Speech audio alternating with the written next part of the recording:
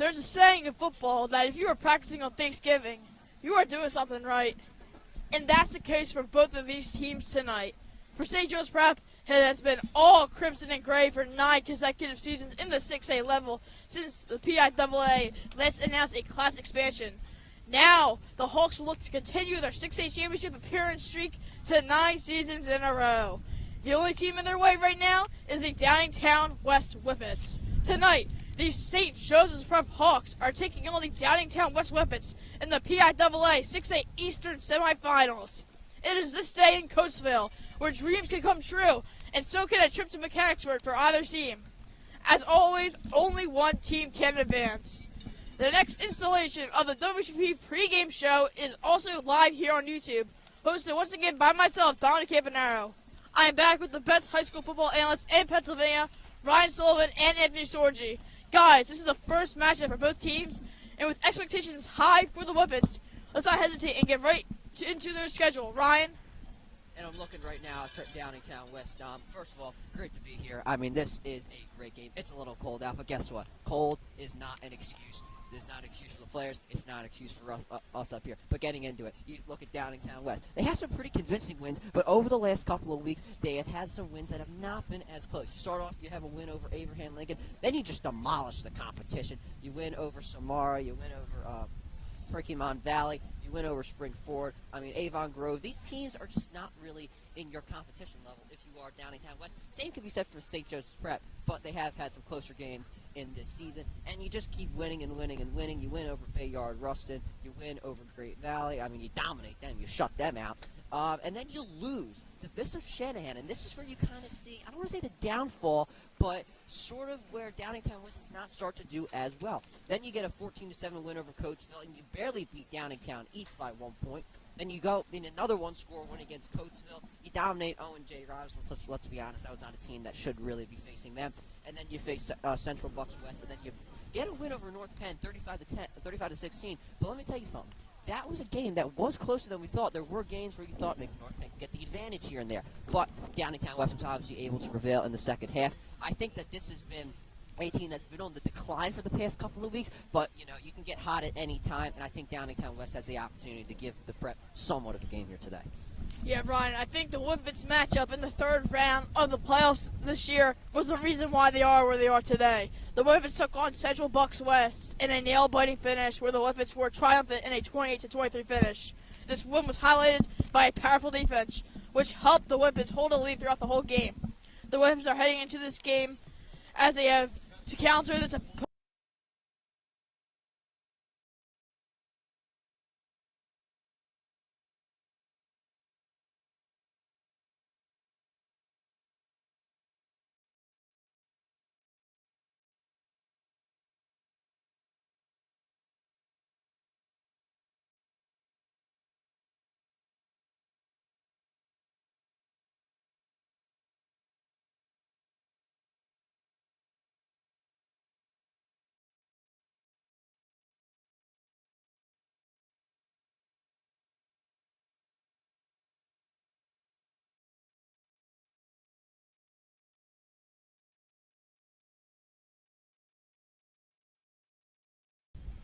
You're going to need him to do that here today. You're going to need him to step up in the pocket to make those good throws against the Prep, because the Prep, they do not let guys behind them, and the Prep, they do a great job getting out of their break, that being the defensive backs, and they can make interceptions. So you're going to have to step up in the pocket here today. Then you look at the running game. You look at Spencer Dunn. This is a wing T offense. You don't see so many wing T offenses around on any level, but they do a really good job of getting Dunn to the outside. He has a lot of speed, and they love to use him in pistol formation, and he even bounces to the outside when his assigned gap is the A gap. So you're going to need him to, if you're the Prep, you're going to need to get those linebackers out there. You're going to have to force him to the outside because he can't get up the sideline and use that speed. You're going to have to force him out of bounds. You might have to tackle him even if he's starting to go out of bounds just to make sure he is there. Then you get to the receivers. I'm looking at a guy like J.D. Weller right now. This is a guy that is very, very tall. He's about 6'4". I mean, he isn't the best athlete in the world, but his size really makes up for it. He does a great job going back to the ball. He does a good job running the out route and the dig route, so you're going to have to make sure you defend that if you're the Prep. If you're those safeties, Ryan McDonald, you're going to have to walk up, something he has done over the past couple of weeks.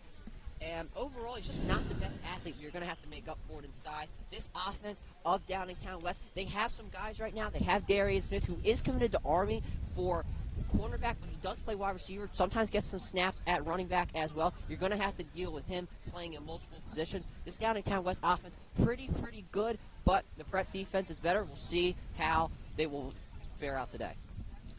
Ryan, I think as you've said, the ground game is where this team thrives. Running back Spencer Dunn proved this last game. He saw the end zone last week, which propelled the Whippets to play tonight. It'll be interesting to see how junior quarterback Colbecker will play as well. The dual threat QB seeks to throw and maybe rushes his way down the field. The only team in his way is this Hawks defense.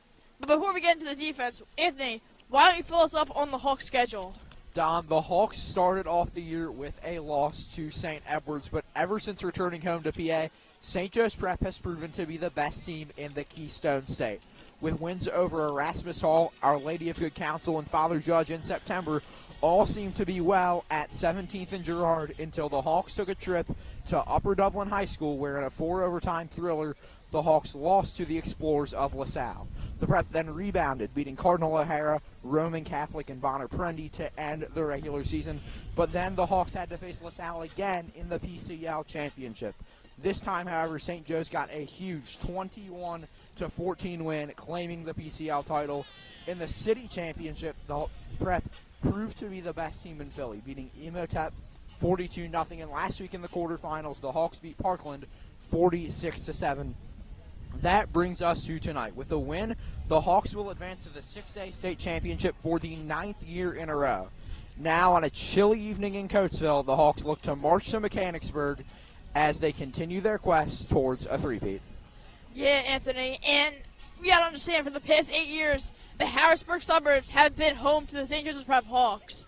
We have seen Syracuse QB Kyle McCord and Cincinnati quarterback Samaj Jones here before, and now quarterback Charlie Folk has to fill their shoes. Coach Tim Rookin has led this Hawks team for 5 straight years to the PIAA 6A championship, and this year he's looking for no different results. Last week, the Hawks secured a semifinal spot off huge third-down stops by the defense. I mean, so Anthony, how good can this Hawks defense really be? Allowing just 17 points per game, the Hawks defense has dominated all season. On the defensive line, Alex Haskell has been the man of the hour. His 28 tackles, 4.5 sacks show why he has so many college offers. Among linebackers, watch seniors Can Smith and Anthony Sacca. These guys have been incredible all year. Penn State commit Cam Smith leads the team with 7 sacks, while the Notre Dame commit Anthony Sacca has 65 tackles. And don't forget about the secondary. Sophomore Messiah Ackery leads the Hawks this season with an impressive 4 interceptions on the year. Dom?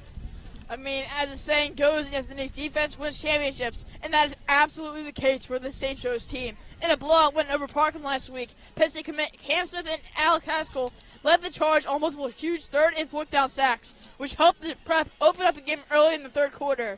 In the secondary, all eyes are on Messiah Ackery and Samaj Hill. Both defensive backs did not allow a 15-plus yard reception last week and are looking once again to lock down these Whippet wideouts. On the contrary, sophomore Charlie Folk is hoping to send his team to Mechanicsburg once again.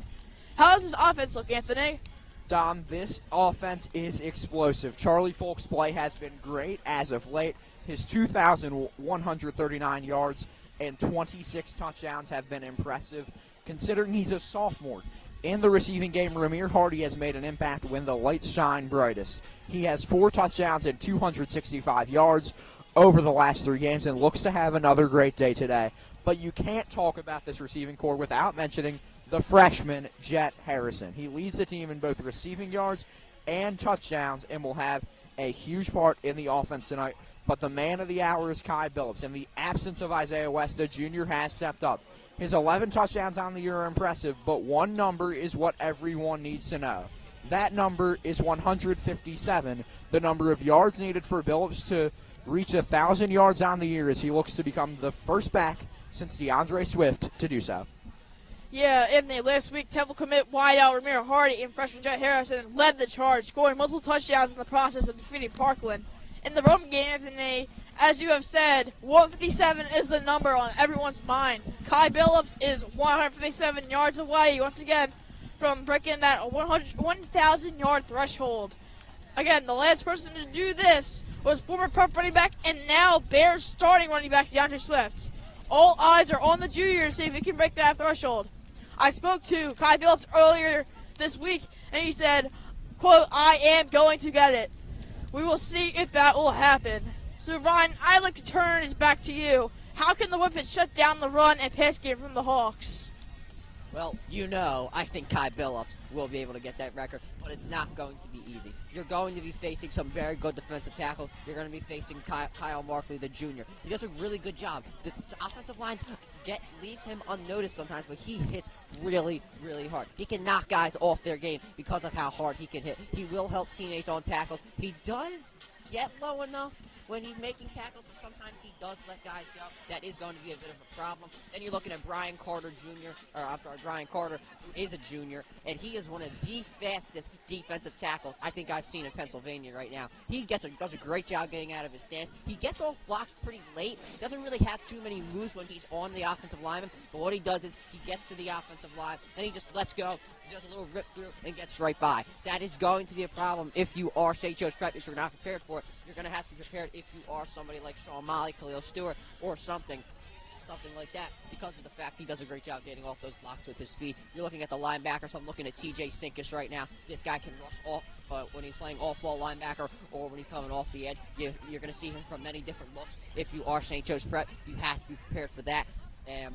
In the secondary, I'm looking at the Army commit, Darian Smith, right now. He does a very, very good job defending the deep ball. Something that I would say, though, I would target him on 3rd and 4th and short because of the fact he gives about a 15-yard cushion when he takes reps at free safety. So that's how you can beat him there, but I would not go deep against him because of the fact he gives such big of a cushion, and because of the fact that he is so fast. Not exactly sure what his 40 time is, but he is very, very fast right now. He's somewhat of an ankle biter right now, so you're going to have those jukes moves on and ready if you are St. Joe's Prep. And then I'm looking at another secondary man, Tommy Miller. This guy knows where the play is going, has one of the best IQs I've ever seen.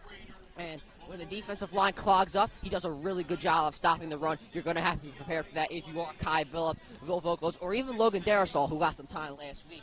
And he's kind of more used in the second line of defense because of the fact he walks up and tries to make a play. Sometimes his IQ gets the best of him because he doesn't really make a play on the ball. He tries to predict where the play is going pretty much every single time. We'll see how he fares tonight against St. Joe's Prep, and we'll see how this defense fares overall because they're going up against a very, very hungry Prep offense. Ryan, I think the wide-out defensive back trend has taken teams by storm, and the Whippets' own Darian Smith seems to be jumping on the trend. The senior committed to the Army is built with speed and agility, and with speed comes power. Smith's rap tackles help shut down offenses, and he is definitely the X factor on this Whippets team. Now the issue I see with this Whippets defense is carrying the wide receivers of the Hawks. This is where the Whippets D-line has to step up. Pressuring Charlie Falk should be the game plan for the Whippets, and busting through this Hawks O-line is also a key facet in the victory of the Whippets. Now, before we get into predictions, guys, let's take a wider look at the PIAA 6A Western bracket. The Pittsburgh Central Catholic Vikings are set to take on Harrisburg High School tomorrow night at Mansion Park in Altoona, Pennsylvania. The winner of that game will face the winner of this matchup in Mechanicsburg. More updates can be found online, especially at PA Football News. Anyway, guys, the floor is yours. What are our predictions for tonight's semifinal matchup? Tonight, I think the Hawks dominate once again. I expect another great performance from the defense, as well as another great night for Charlie Falk, along with great performances from Jet Harrison and Ramir Hardy. But tonight, I'm watching Kai Billups as he tries to hit 1,000 yards on the season. My prediction is that the Prep makes a trip to Mechanicsburg for the 3rd straight year in a 37-3 win over Downingtown West tonight. Tonight I'm looking at St. Joe's Prep, and I'm thinking that the Prep will win. They should have a pretty good day. I'm going to predict them to win 35-7. I don't think Coach Roken's going to run up the score because of the fact that you're going to have a game next week for the state championship. You want to have your guys rested and ready to go. I'm going to take St. Joe's Prep here 35-7. I don't think they'll run up the score like they had the past couple of weeks.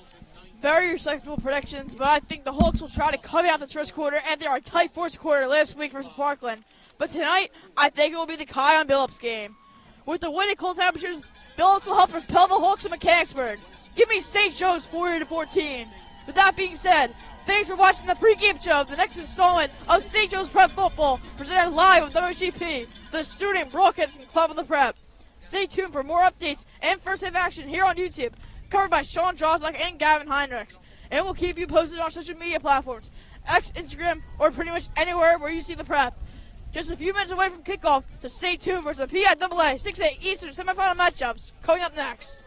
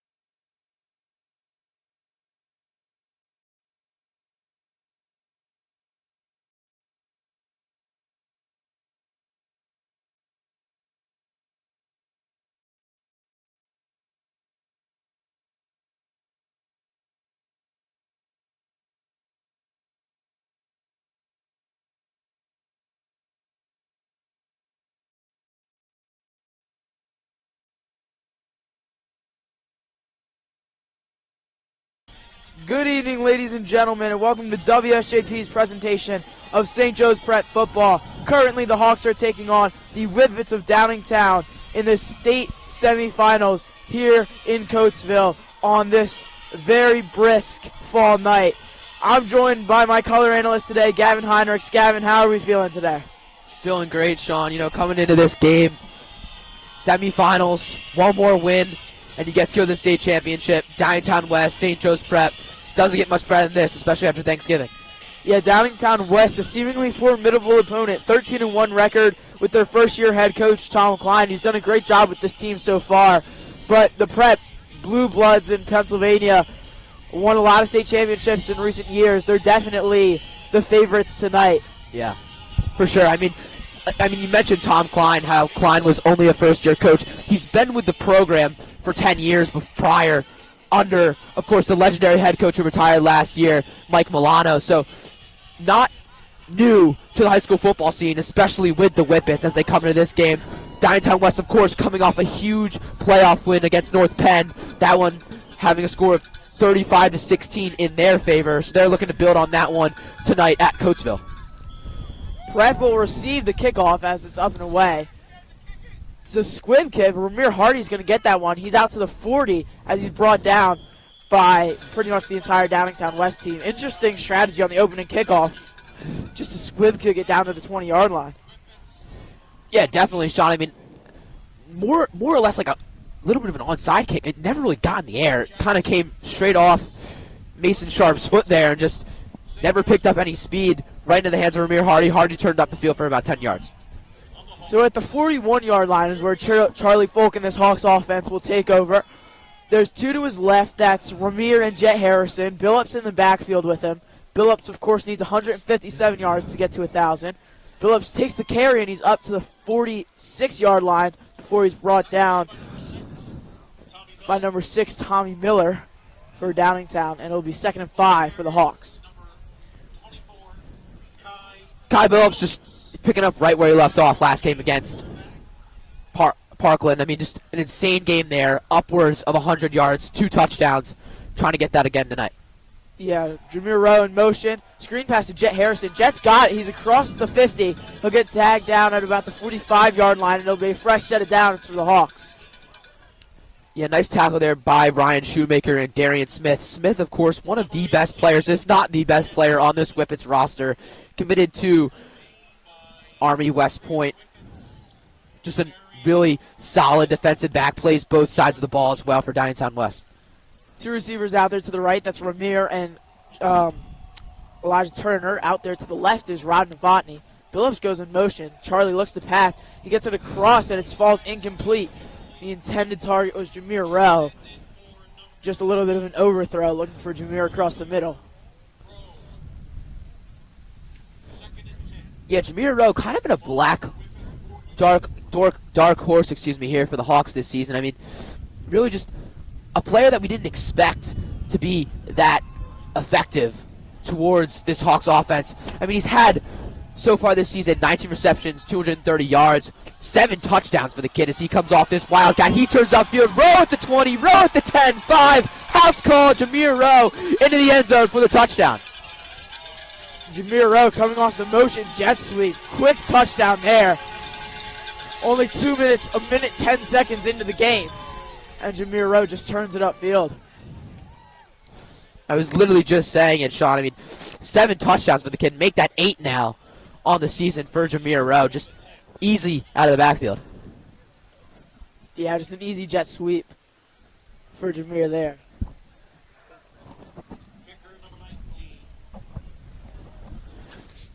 Leo Ritchie on to kick the field goal, the PAT, excuse me. It's up and good.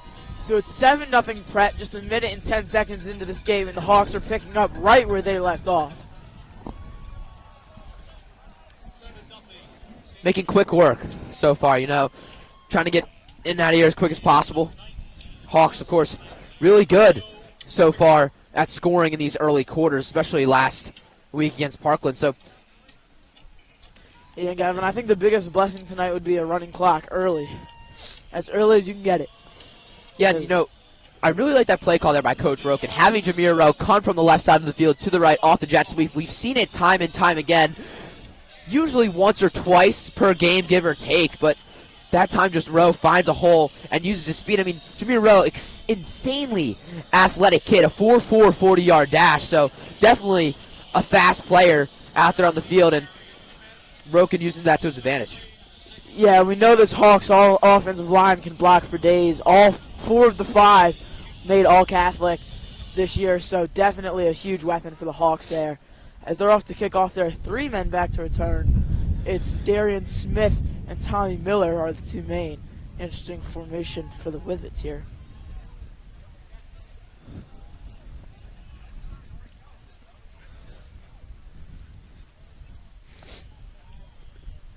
Richie's out to kick it away. It's going towards the end zone line, and it's going to be up and over for a touchback. So we're going to get to see this Whippets offense for the first time tonight, led by junior quarterback Cole Bricker.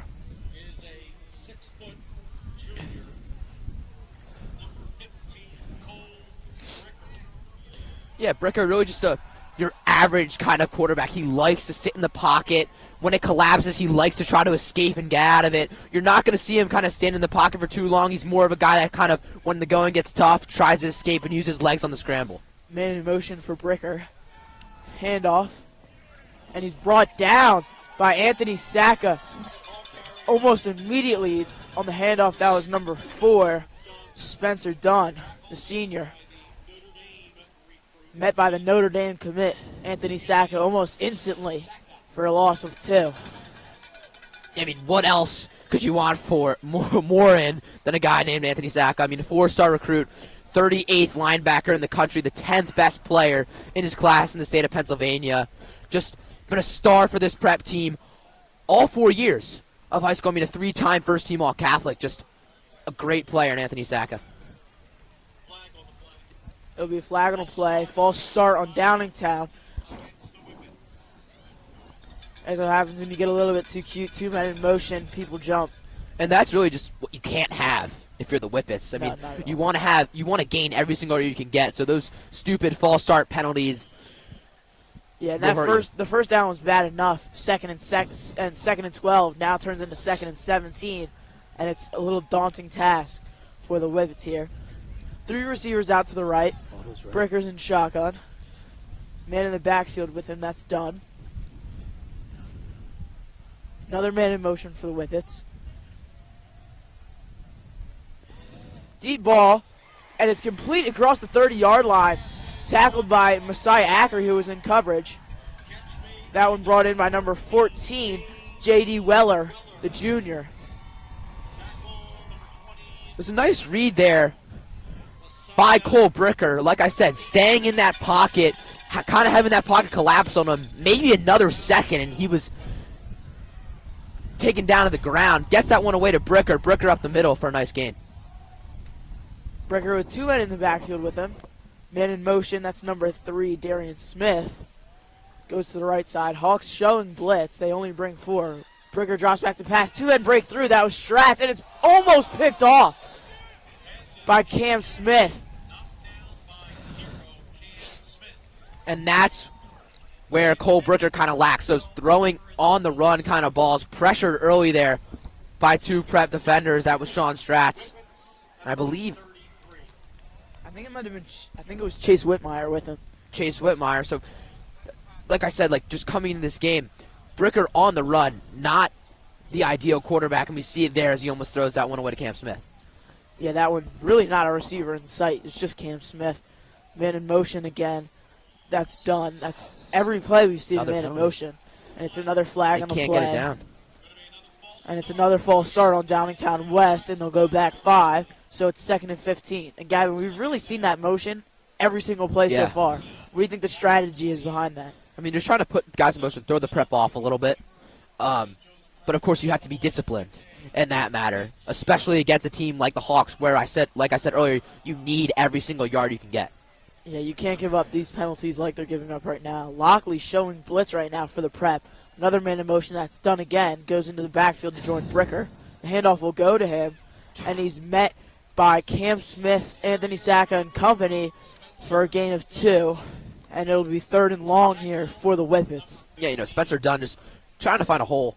Runs straight into Anthony Sacca and Cam Smith. Probably the worst 2 defenders you could run into on the Preps defense. I mean, Anthony Sacca, of course, the Notre Dame commit. Cam Smith, the Penn State commit. Both top 10 players in the state of Pennsylvania, top 50 linebackers in the country. So, not the ideal situation there for Spencer Dunn. Bricker and shotgun. Dunn's in the backfield with him. 2 receivers to his right. Man in motion. That's Darian Smith. Dunn takes the snap, looks to pass. Breaking through was Jay Nitz, and the pass falls incomplete. Knocked down by Messiah Ackery. Jay Nitz broke through almost instantly. We've seen that a lot this Untouched. year. We've seen that a lot this year with these prep defensive edges. Yeah. We've seen it with Nitz, Whitmire, Stratz. What do you think the scheme? How do you think they get those guys into the backfield almost untouched? I really think it's just the ability for these prep guys. They're so quick, Sean. I mean, off the edge, it's like one move, Just and they're gone. athletically They're already unmatched. into the backfield. And nice job there. Give credit to Bricker, just kind of throwing that one away, not trying to throw the interception, not trying to take the sack. You kind of know that it's done. Out comes the punt team. That one almost blocked. It's Elijah Turner on to return. He gets it at the 40. He's up across the 50. He's going to the sideline. He gets it across the 50 to the 40 to the 30, and he's brought down at about the 32-yard line. Flag on the play. And there's a flag on the play. That one might be an illegal block in the back.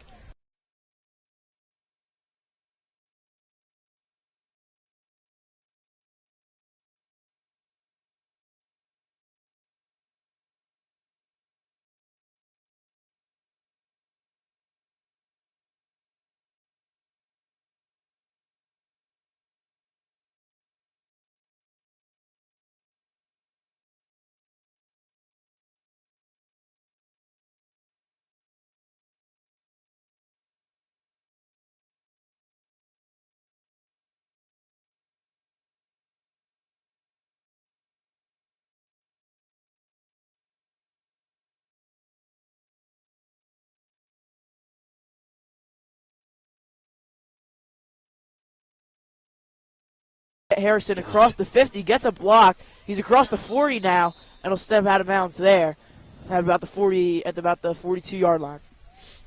Jet Harrison, what more is there to say? I mean, 6'1", 175, the true freshman so far this season. I mean, best receiver for the Hawks, 731 yards off 44 catches and 8 TDs for the kid. Of course, son of Marvin Harrison, NFL Hall of Famer, and brother of Marvin Harrison Jr., Arizona Cardinals wide receiver. Jay out there. Another quick pass to Elijah Turner, who catches it and is hit immediately by number 3, Darian Smith, who's also been playing offense tonight. Yeah. And that'll be a gain of 5 and a quick throw for Charlie. And we've seen that a lot. They're not giving it to Kion as much this game, and I understand why, because he took a lot of the load last week. But Charlie's they're not really giving their plays a lot of time to develop. They're just trying to get him in rhythm with these quick passes. Yeah, and I like seeing that so far. I mean, trying to get Charlie in rhythm.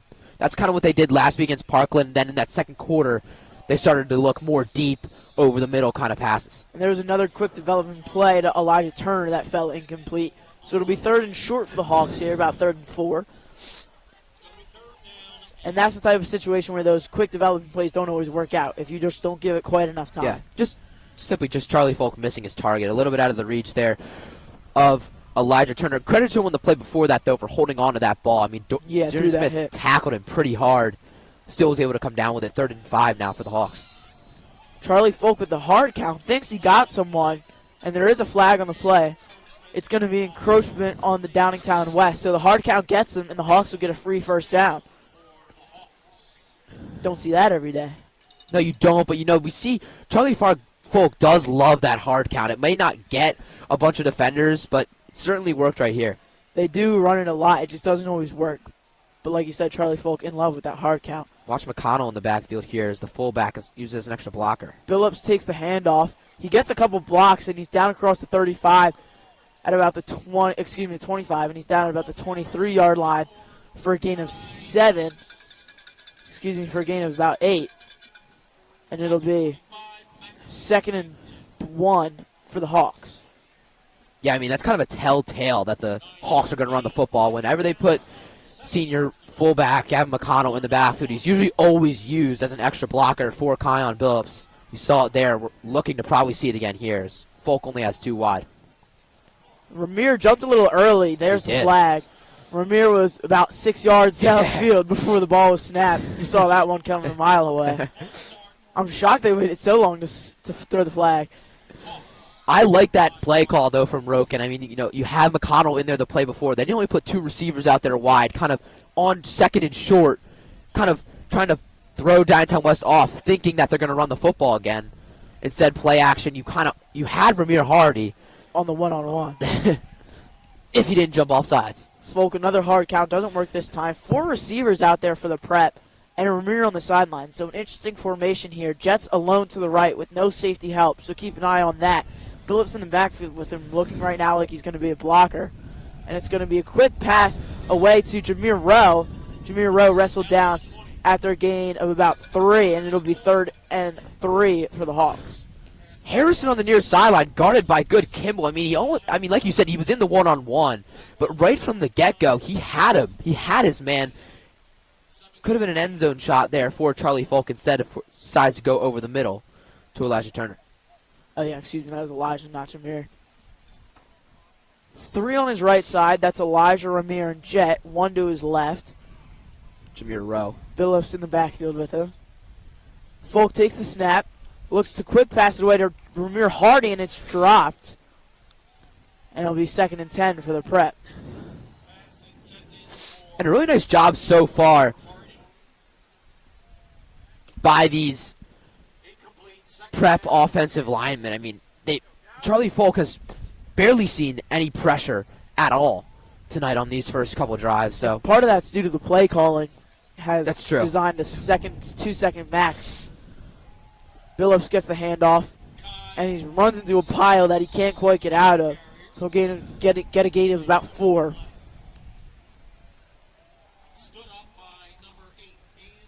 Just simply that the Hawks trying to mix up the play call. We saw a lot of passes back to back to back. Give Billups his touch there. 3rd down and 7 now for the Hawks. Novotny's out there along with Ramir Hardy, Jet Harrison. Billups is in the backfield.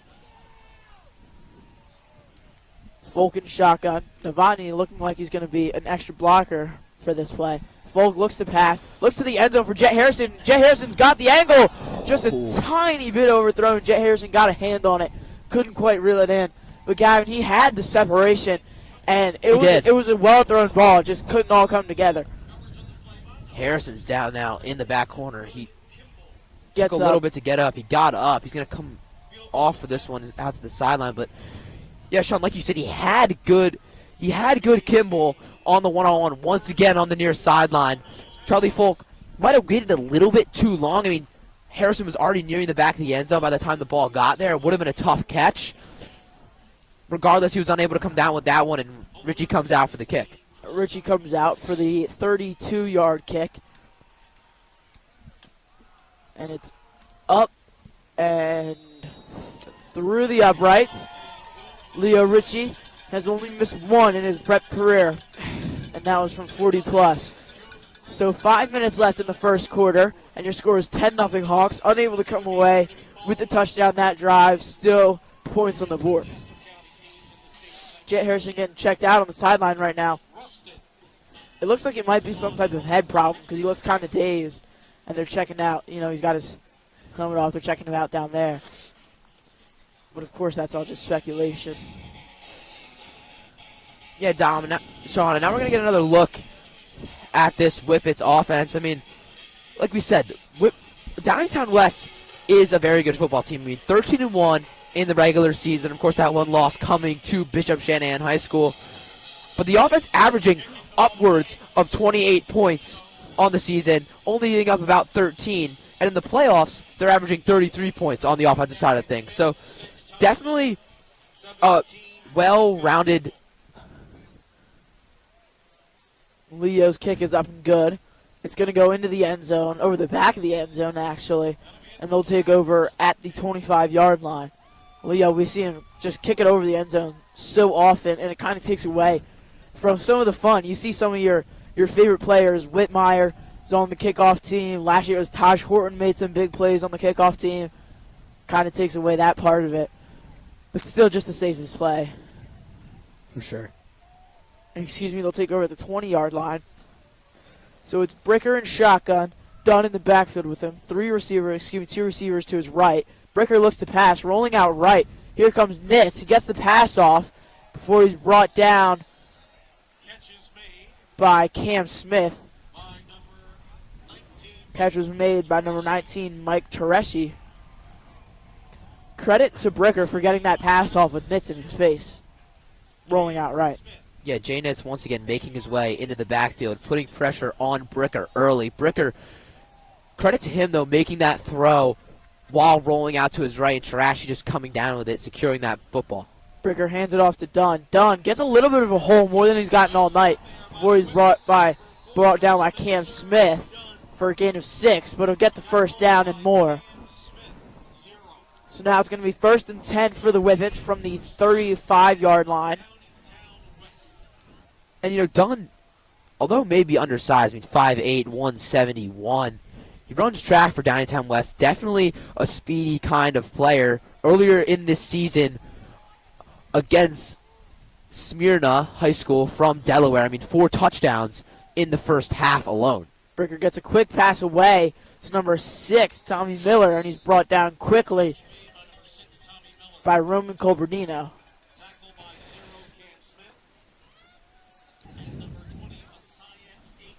Miller, one of the 2 players on this Whippets roster with an offer from Ithaca College.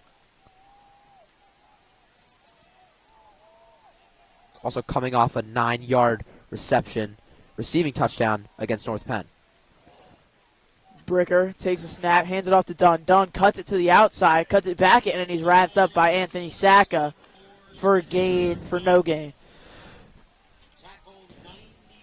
Anthony Sacca's been everywhere for the Hawks tonight. Yeah, Anthony Sacca and Colin Anderson just giving Dunn nowhere to go on that one. Once Dunn kind of breaks into the secondary, that's where he's most lethal, but the Hawks are doing a nice job containing him in that front 7 and not letting him get there. 3 receivers to the right now, Dunn in the backfield with him again. Prep is showing blitz, and they bring 6. Bricker gets it away quickly, incomplete. Intended pass was to Miller, who got kind of decked by Colbernino after the ball had fallen incomplete. Downingtown sideline wanted a flag, didn't get it. But the Hawks, I think they brought 6 or 7 there. Yeah, I love the aggression. Huge blitz, and Bricker had no time. I love the aggression. Like we said before, Bricker doesn't love pressure in the pocket, and Hawks obviously did their film, studied up on Cole Bricker, realized that, and they've been aggressive these first couple drives. So on to punt is number 18, TJ Sinkus. There's a stoppage of play here. Not too sure what that is. I think Downingtown might have had an extra man on the field. No, they subbed someone off, but they put someone back on? Yeah, I don't know. That's interesting. But either way, Sinkus still out to punt it. Last one was almost blocked by Lockley. This one's up and away. Pretty obvious. Elijah Turner will get another chance at a return. He gets it at the 35, and he's out across the 45, and he's brought down hard by number 45 for Downingtown. That's Max Wolfington, a sophomore. And he hit Elijah pretty hard, and someone's down on the field right now. It's a Hawk. I can't quite see who it is. Is it Turner? I think it might be Turner. He's the only one who hasn't walked off the field. It's Turner. It's Elijah Turner. That hit guy was the most brutal type. It was right to the midsection, right to the torso. So that'll knock the wind right out of you. That's a scary type of hit. Still, he doesn't take away from a good return by Turner. Definitely. He looks mobile. He doesn't look like he's just sitting there, like he's moving his feet. I think he got his bell rung a little okay. bit. Yeah. He's standing up on his own. Yeah, like I said, I think it was just right under the pads, got the wind knocked out of him. Yeah. He might come off for a play or two, but he is limping on his left leg, excuse me. So that's not a pretty sight. Elijah Turner, the only wide receiver for this Hawks team who's all Catholic this year. Yeah. Surprisingly, too. Yeah, I mean, Ramir obviously sat Ramir a lot of Hardy the season, obviously made a push, and Jet Harrison was obviously really the best receiver on this team. Elijah with his helmet off now on the sideline, looking really uncomfortable on that left leg. So we'll try to update you on that as the game continues. And that's really going to hurt without Elijah Turner for the Hawks. I mean, I know they're kind of deep at the wide receiver position, but any loss is a hurtful loss for the Hawks. It was a flag on It'll be Brett. a holding penalty Wow. on the Pret. That's a little bit stunning, as you can hear the boos right in from this crowd. Folk will take the snap at the 36-yard line. Downingtown showing blitz. They won't. Folk looks deep to Ramir Hardy. Ramir Hardy's got the Wide separation, and that's just batted away. Great defense by number 17 for Downingtown West. That's Brendan Good-Kimball.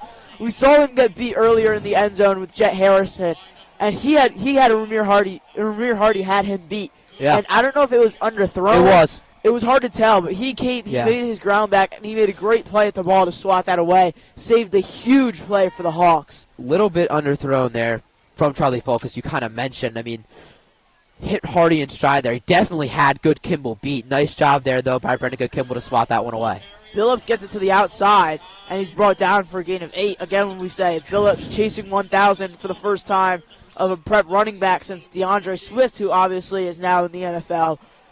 So you could say Billups is chasing greatness right now. Sure. I mean, he's got 4 games in a row at 100-plus yards on the ground. A pair of touchdowns last week. 166 rushing yards.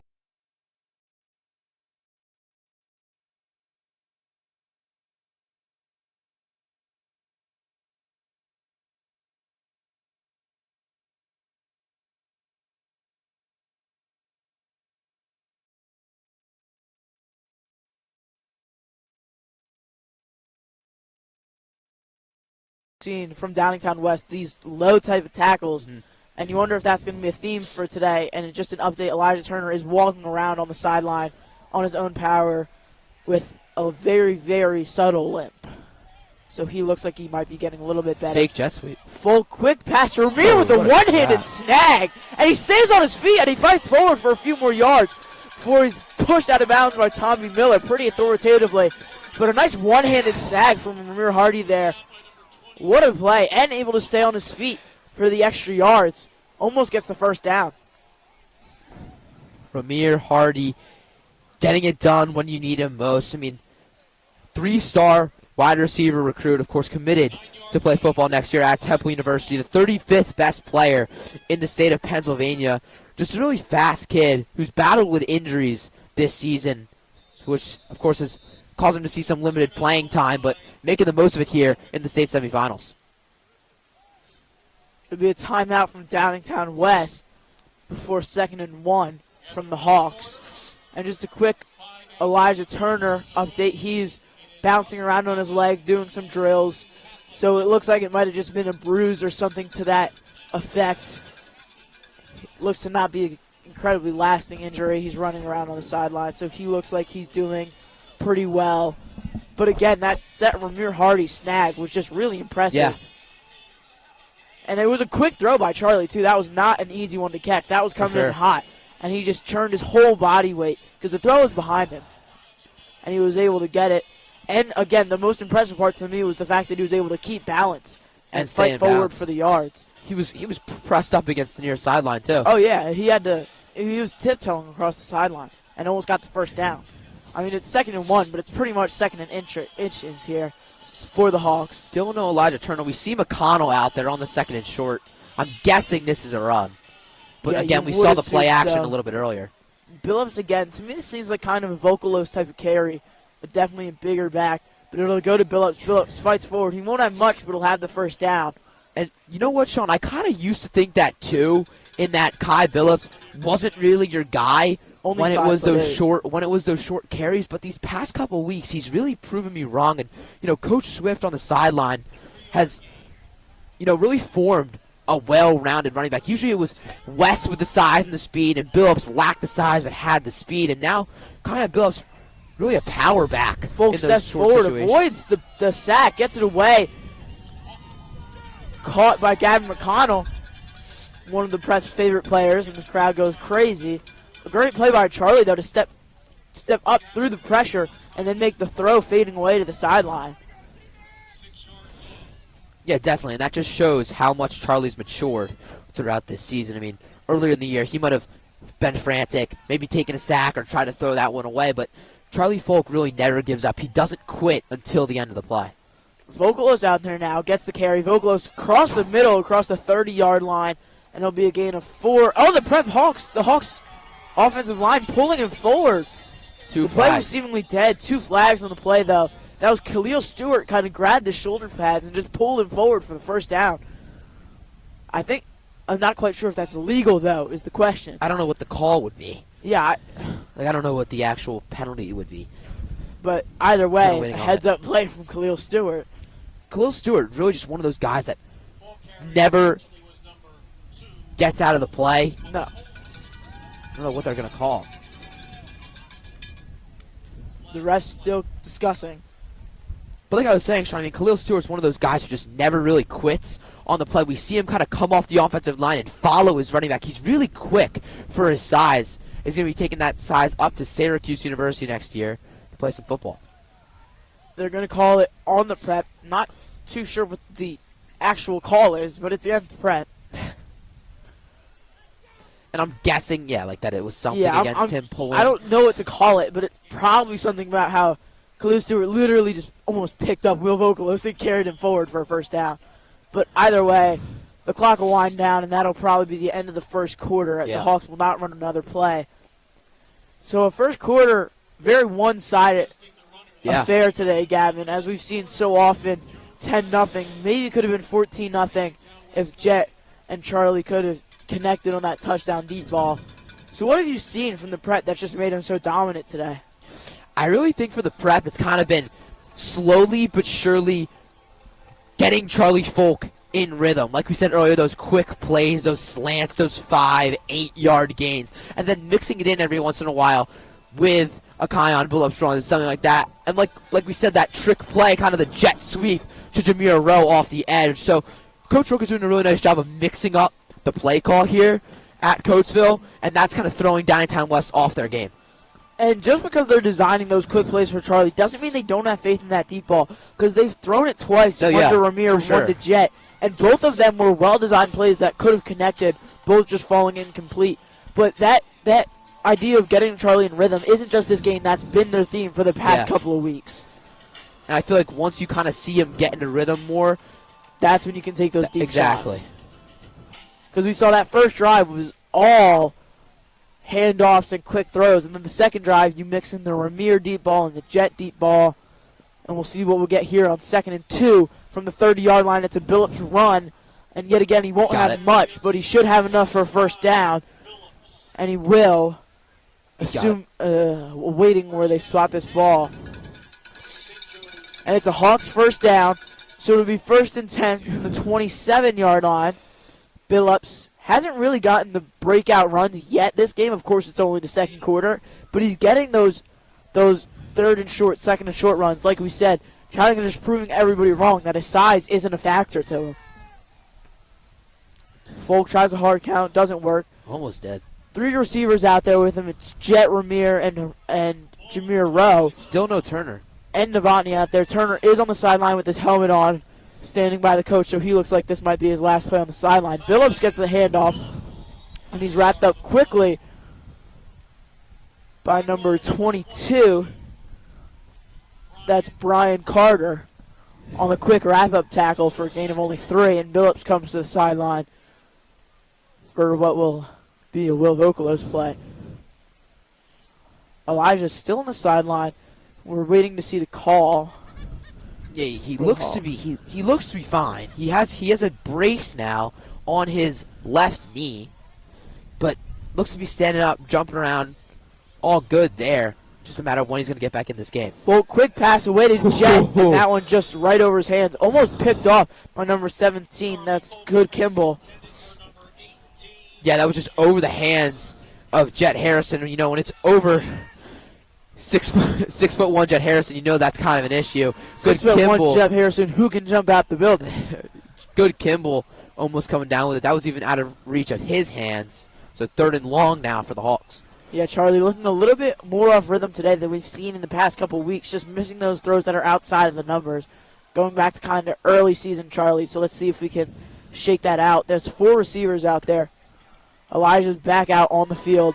He'll be in the slot. Outside is Jet and Ramir. And to the right side is Jameer Rowe. Billups in the backfield. Billups will block. Charlie will get a quick pass away to Elijah Turner in his first play back, who gets folded by number 6, Tommy Miller, who took him out last time, but he should have enough for the first down. Just a quick screen, just a quick hook pass. Yeah, it's really been all we've seen all night from Charlie Falk. Just those quick screen, hook, out route kind of throws. He converts there with Elijah Turner for just the right amount to gain the first. So Ramir's alone to the left. To the right is Jet in the slot, Elijah Turner and Jameer Rowe. Charlie looks to pass. Pressure coming. Dumps it off to Kion Billups. Kion Billups has the edge, and he's brought down at the 6-yard line by number 2, Ryan Shoemaker. And Billups, you could hear in the crowd reaction. I thought he was gone. I thought he had the edge. Yeah, I almost did too, Sean, for a second there, but it was a nice play by Charlie Falk, kind of seeing the play breaks down, has Billups off the slip screen, gets it away to him. And like we said, almost had the edge on the outside. Just a nice job there by Shoemaker, kind of lowering his shoulder, going for Billups' legs. So 2nd and 2 from the 6. It'll go right back to Billups. Billups pushing forward, and he's brought down right at the 1-yard line. The Pret thinks he had the touchdown. The rest don't. Basically the inch. I mean, he's right there. The 1-inch yard line. You assume they'll give it right back to him here. Yeah, he's right. They're right on the goal line. Like the laces of the ball are touching the goal line. McConnell's in right now. They're stacking the box. It'll go to Billups. Billups almost untouched into the end zone, and Billups gets in for his first one of the day. Again, Kion Billups chasing greatness, and he's on pace tonight. Definitely, Sean. I mean, that's his 12th touchdown of the season for the junior back. Yeah, of course.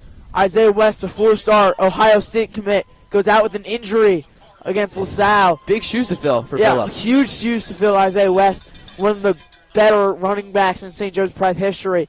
And Billups comes in and just lights it up. Turns it into the Kion Billups show. And again, he's just been playing amazing this season, and he gets in for another one. Richie's extra point is good. 17-0 now in favor of the Hawks. Richie, one of the most reliable kickers we've seen, although the Hawks have been spoiled with good kickers. Richie, shoulder, just a long list. And it really helps. Like it kind of goes unnoticed, but when it helps, it does. Yeah, you do take it for granted.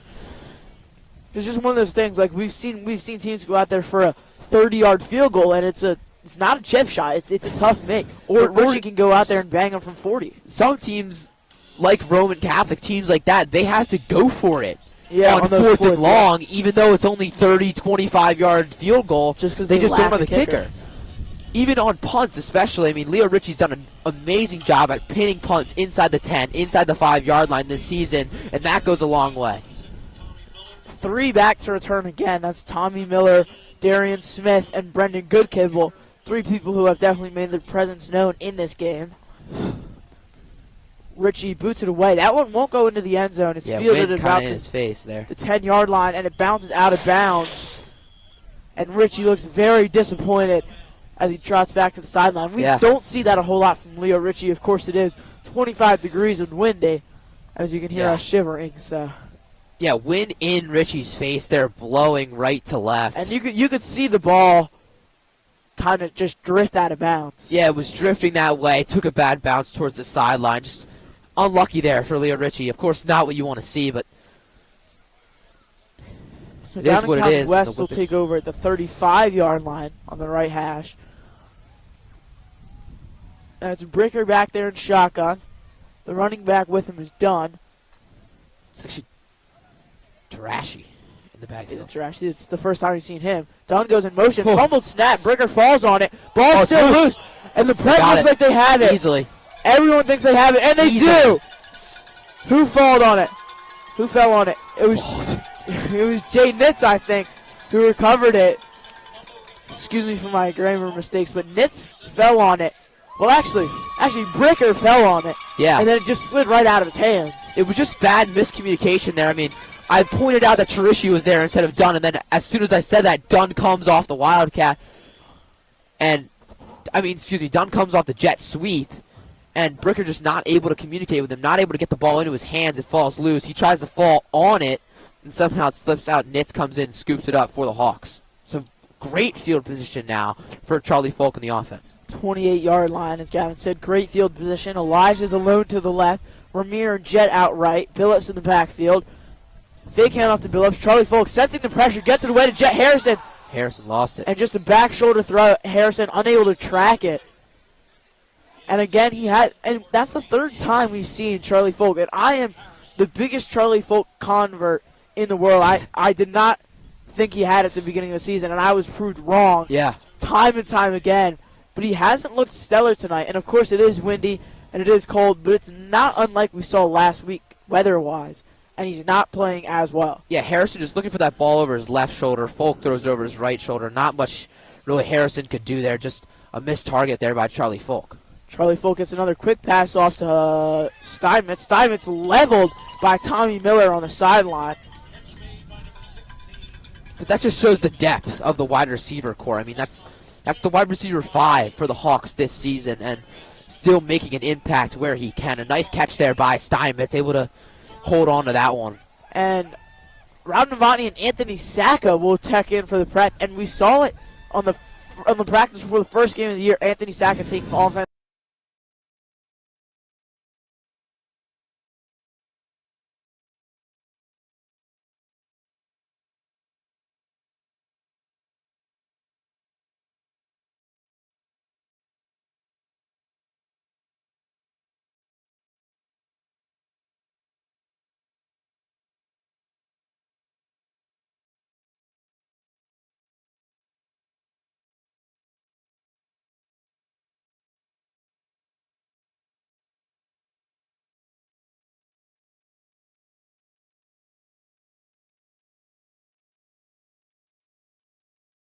Like Isaiah West would. It's a bunch set on the left side. Jet and Ramir are stacked right on top of each other, while the box is stacked for Billups. Ramir will go in motion to the slot. Fake handoff to Billups. Charlie looks to throw. Pressure coming. Rolls out to the right side. Looking to run. Stay composed. And he'll step out of bounds right at the line of scrimmage for no gain. And I don't really hate that. I mean, he didn't have his option. He didn't panic. Tried to hold on to that play as long as he could. And once it kind of broke down there at the end, just took off for as many yards as he could get. Rolled out of bounds. Yeah, and that's like you said, Gavin. I don't have a problem with it. There's just no one to the right side for him. Maybe if, Jet or Ramir had come over on the crossing route to the right, he would have been able to get the edge, but he just couldn't do it. Just stepped out of bounds for no gain. Jet to the left, Ramir to the right. Handoff goes to Billups. Billups pushing forward for a gain of about 3 before he's tripped up by number 3, Darian Smith, who's just yet another player who we see play both sides of the ball. And that's definitely going to come back to hurt the Whippets as we move into the later stages of this game. I mean, cold weather to start off, and then these guys are playing almost every single snap who play both sides of the ball. They're going to get very tired out. 4 receivers out there for the prep. It's Jet, Ramir, Jameer, and Elijah, and Billups in the backfield. So heavily hinting at a pass play here on 3rd and 7. Basically 3rd and goal. We got 3 Play seconds clock's here. They got to winding get the play down, off. and they're going to have to burn a timeout. The play clock, you paid less attention to it in high school football, but I heard the fans yelling, and I looked up, and there was only 2 seconds left, so Rogan's going to have to burn a timeout. Poor clock management.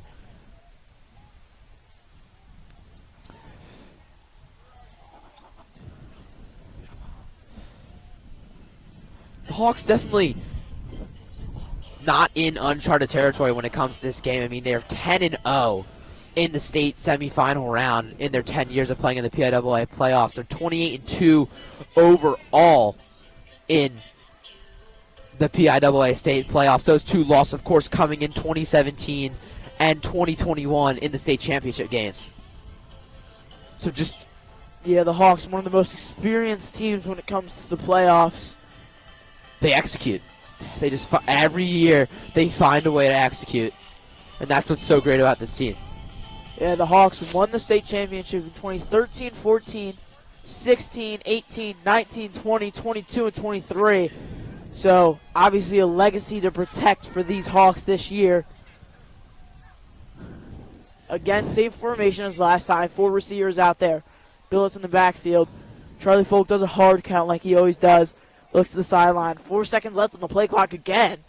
Jet goes in motion. Down to 1 second. Charlie gets it off just in time. Rolls out right. He's got Jet. Jet's got Great the catch, play and he call. dives for the end zone. Flag. They're going to call him just short. There is a flag on the play. Is he's short, but did he get the first down technically? You are correct. The first down the first down line is the Yeah, one. it's right there. So that's the question. It also is, what's the penalty? Steinmetz will check into the game now for Jet Harrison. It's on the Hawks. So that's going to be on the Hawks. Again, when you have those rollout plays, you risk the holding penalties. Yeah. And that's kind of the risk and reward with them. But that'll turn a play that went down to the 1 yard line to a 3rd down and long from 20, it looks like. They're backing them off all the way.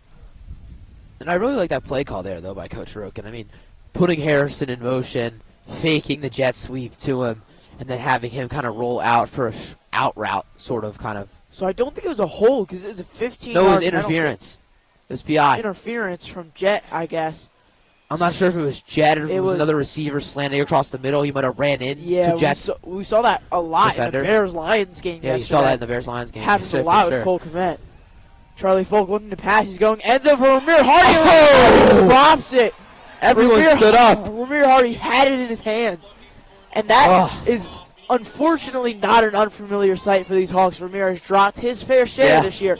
Although still being one of the best receivers in the PCL, he's definitely dropped his fair share of catches. And really, they've all been touchdowns. I don't think Ramir's dropped a single pass in like the middle of the field. They're always in the end zone. And they really love that play, having that receiver kind of go up the middle. They ran it a few times, 2 touchdowns off of it last week against Parkland. You see it again there, just Ramir unable, like we said, to come down with it. Leo Ritchie out here on to attempt a 32-yard field goal, same yardage as last time. It's definitely gonna be tough too. I mean, With the wind blowing against him. straight in his face, maybe a little bit right to left, but not helping for sure. Ritchie, the hole is down. The kick is up, and it's good by a mile. Ritchie had good. room to spare. No good. No good. He missed it right. He had. It looks good. They all look good from over here. From this angle, it looked perfect. He must have missed it right because he had the leg for sure. Yeah, he definitely. If anything, he missed it right, and it was probably just him overestimating the wind.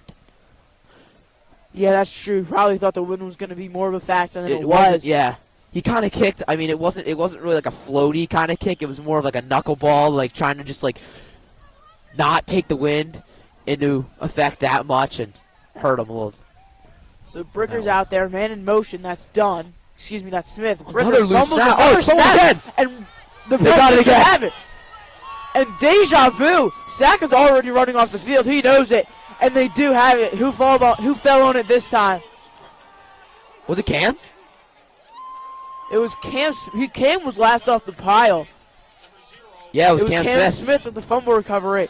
And 2 disastrous drives. And it was literally the exact same play. Bricker fell on it and slipped right out of his hands like his hands are made of butter.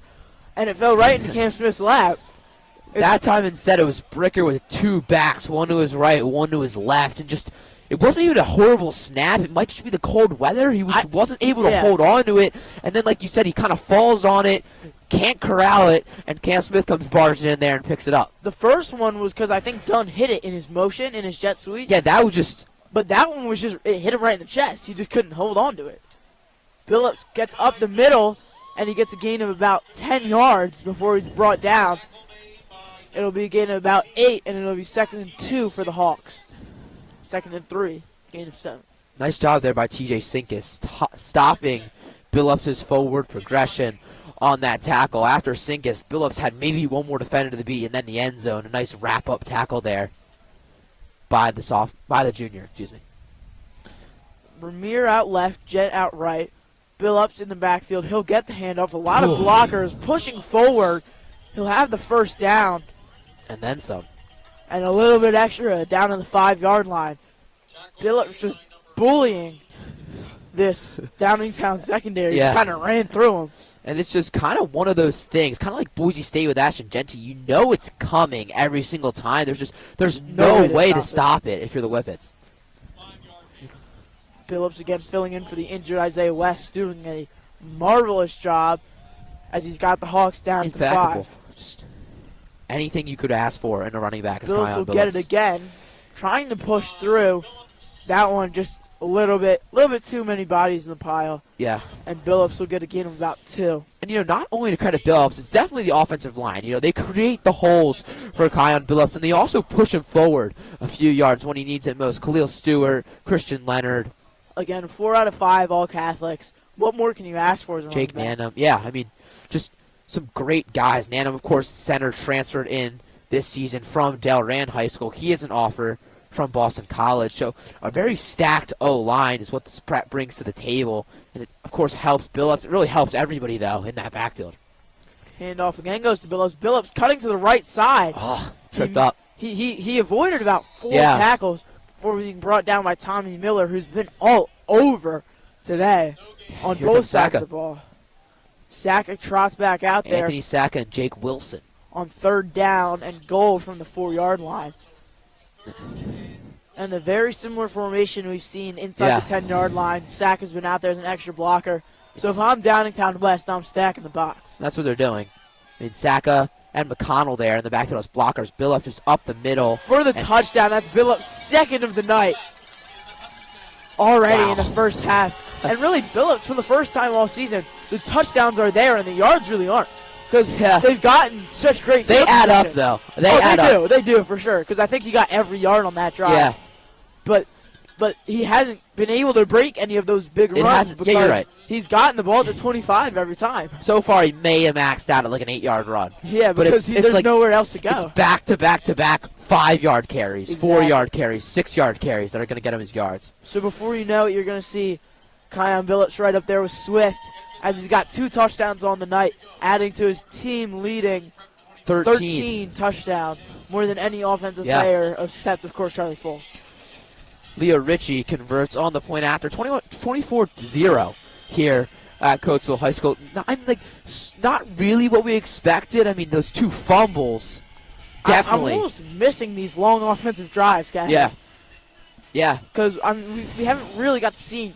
We saw a couple Charlie Folk deep balls early, but we haven't got to see any more because they've been at the 25-yard line. Yeah, there's no point. And Kion Billups is rolling right now. Kion Billups is just steamrolling through these defenses like he has ever since week 6 at LaSalle when Isaiah went out.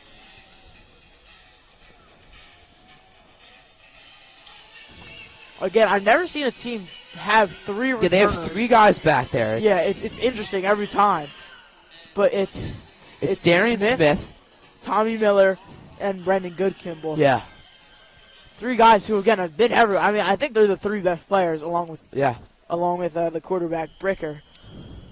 But in a team like this where you're not as deep as the Hawks, you just put your 3 guys out there and tell them to do everything. Yeah, Ritchie wants to try to send that one to the end zone. Wow. Won't get it. Kimball gets the return. He's got a lot of blockers, and he's going to be brought down by quite a few Hawks that are at the 17-yard line. And, Sean, you said a lot of blockers, but one thing that kind of gets taken away with having 3 guys back there is the blocking unit.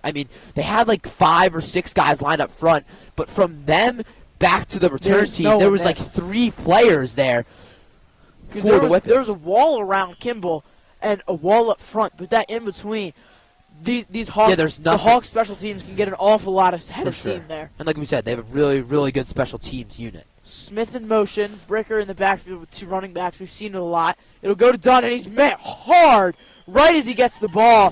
That's Jay Nitz, the sophomore defensive end, who's having himself a night. Almost got a sack on that one. was there as soon as Dunn got the ball, and it's a loss of a About yard. one. Yeah, on the play.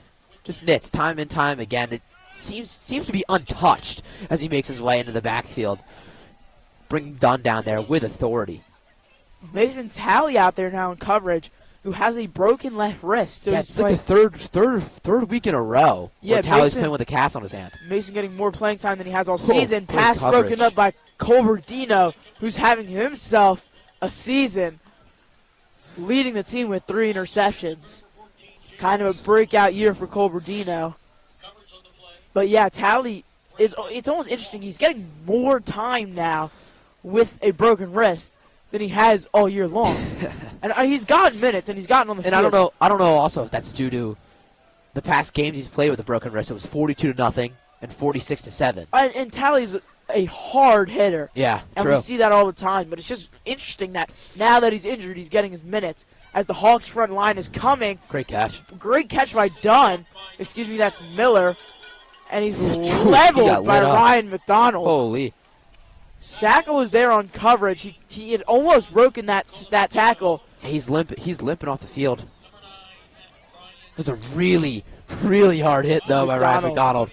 Holy. And it was almost a little bit hard to see because it was right by our near sideline, and it's hard to see over those helmets. Yeah. But you could hear it, and you could hear Yeah. the reaction. Quick work, though, for the defense. Another 3-and-out, bringing out And the punting unit Hey, that's for the best Downingtown drive that West. Downingtown's had in a minute. Yeah, true. Got 5 yards. That's more than you could say for the last 2.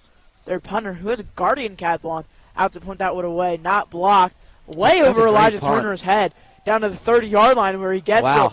And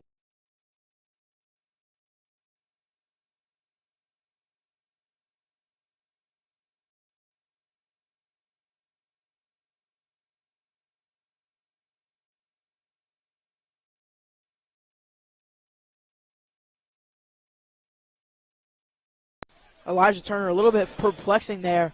Yeah. Went about 15 yards over his head. Yeah, went 15 yards over his head. He kind of caught it back facing all the Downingtown West players trying to bring him down. With zero blockers. Turns around, no momentum, total momentum shift, tries to turn upfield. Gets to about where the punt landed, maybe a little bit farther back, but a great punt there So by Sinkus. Sinkus, the punter, who has a guardian cap on, is now also playing defensive end. As the screen pass goes to Elijah Turner and the ball is dropped. Excuse me, that's Jameer Rowe. The numbers are very similar, guys. It's very hard to tell them apart. And they're both wearing the white tights under the Yeah, pants. the only way you really can tell is Elijah Turner has red cleats on. Elijah Turner always has the cleats on, so that's kind of the telltale sign.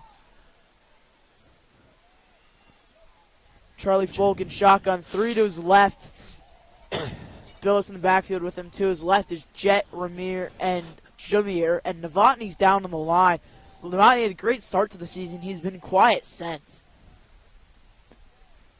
Folk takes the snap, fakes the handoff to Billups, gets a quick one away. It's batted at the line by number 45, Max Wolfington, the sophomore linebacker. And that one just never had a chance. Yeah, Charlie Folk just trying to get another rhythm completion there. Quick slant over the middle, batted away.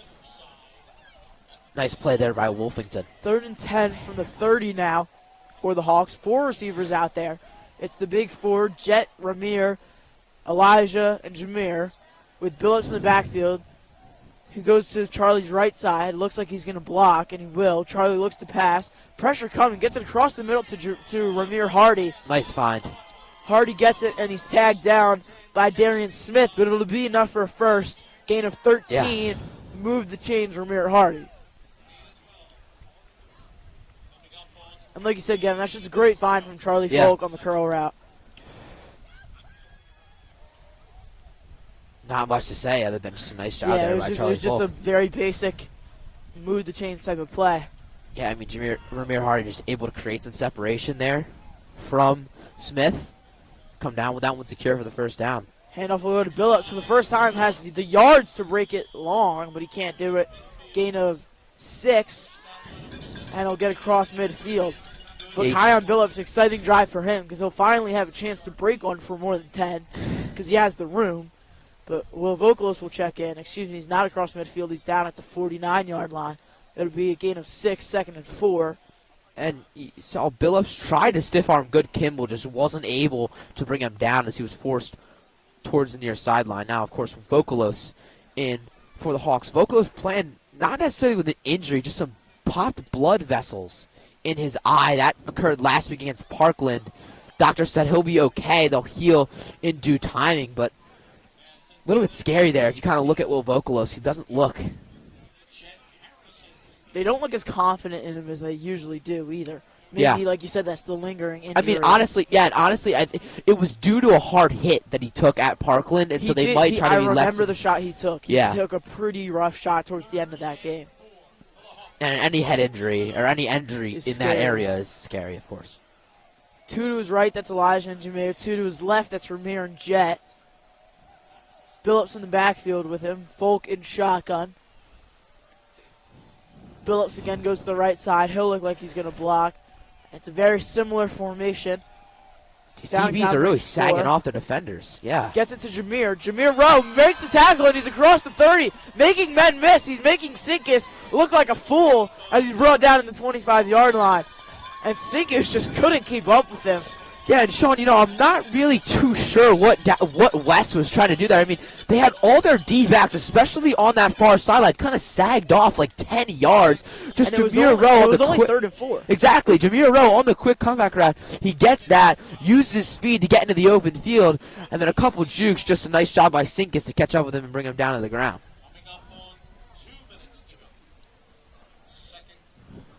So the big play will put him at the 25. Folk will look for another quick pass to the sideline.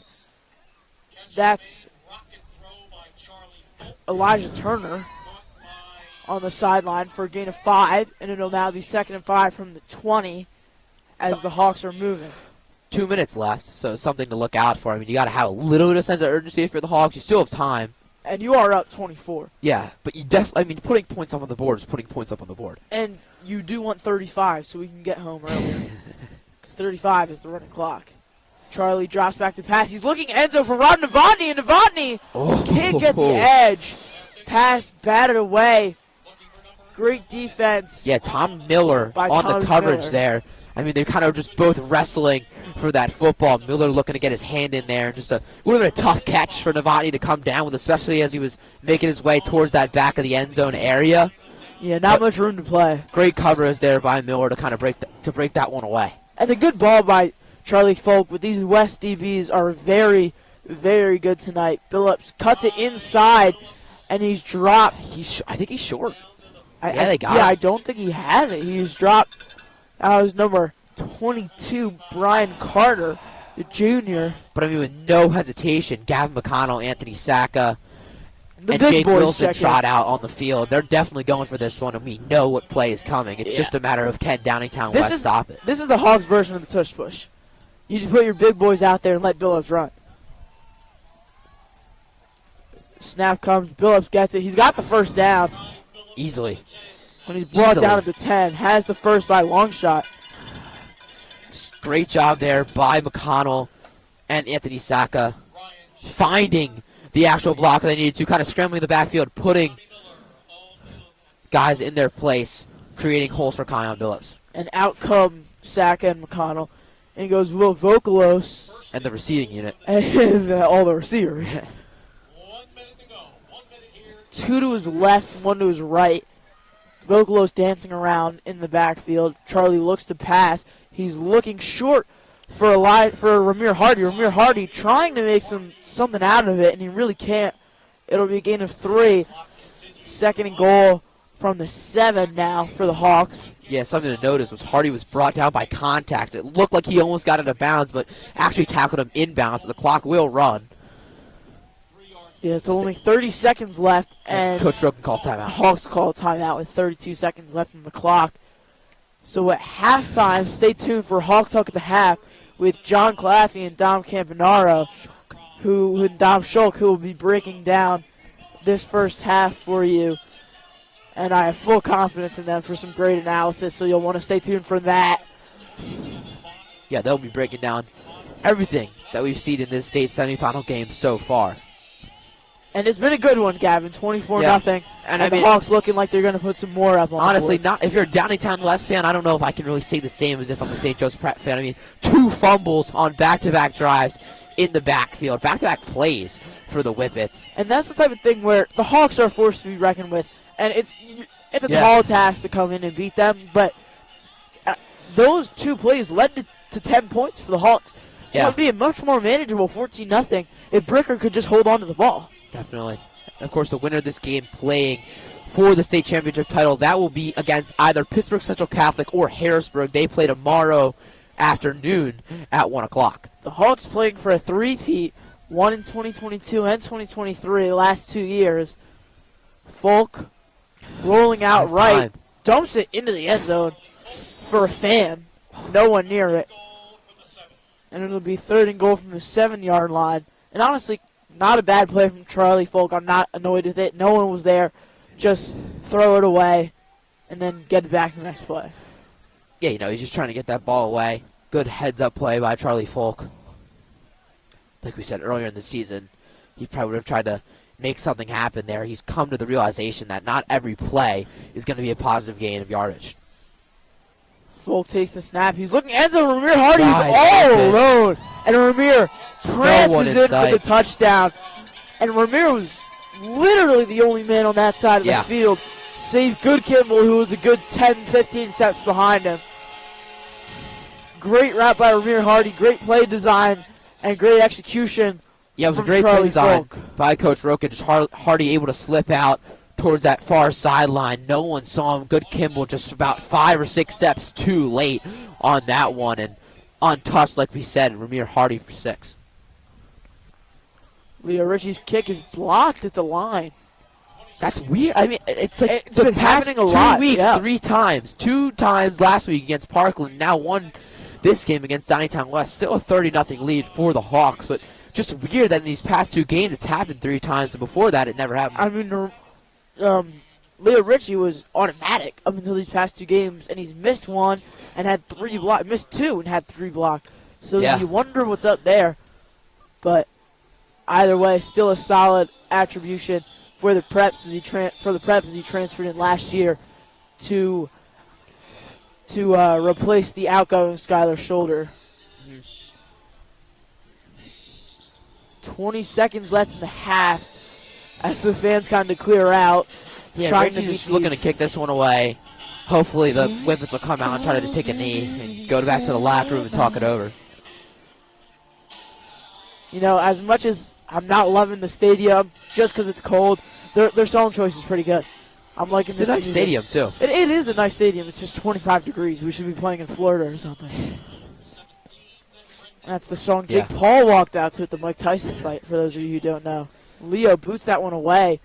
Good Kimball elects to receive it. I'm not quite sure why. Yeah, and yet again, the blocking unit will not hold up down at the 15. That. Like, I don't get, like, they had a group of 4 blockers at the 15-yard line, and then all at once they kind of in sync ran towards trying to get a block down, and just there's work. no one there because they're all clumped up. You have 4 guys clumping up.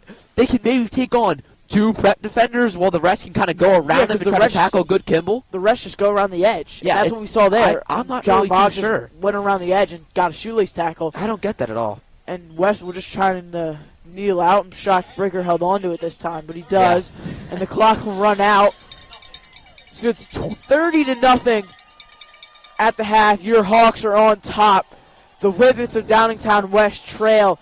And make sure to stay tuned for Hawk Talk at the half coming up in just a minute with John Claffey and Dom Schulk, who will break down and analyze every bit of what you just heard in the first half.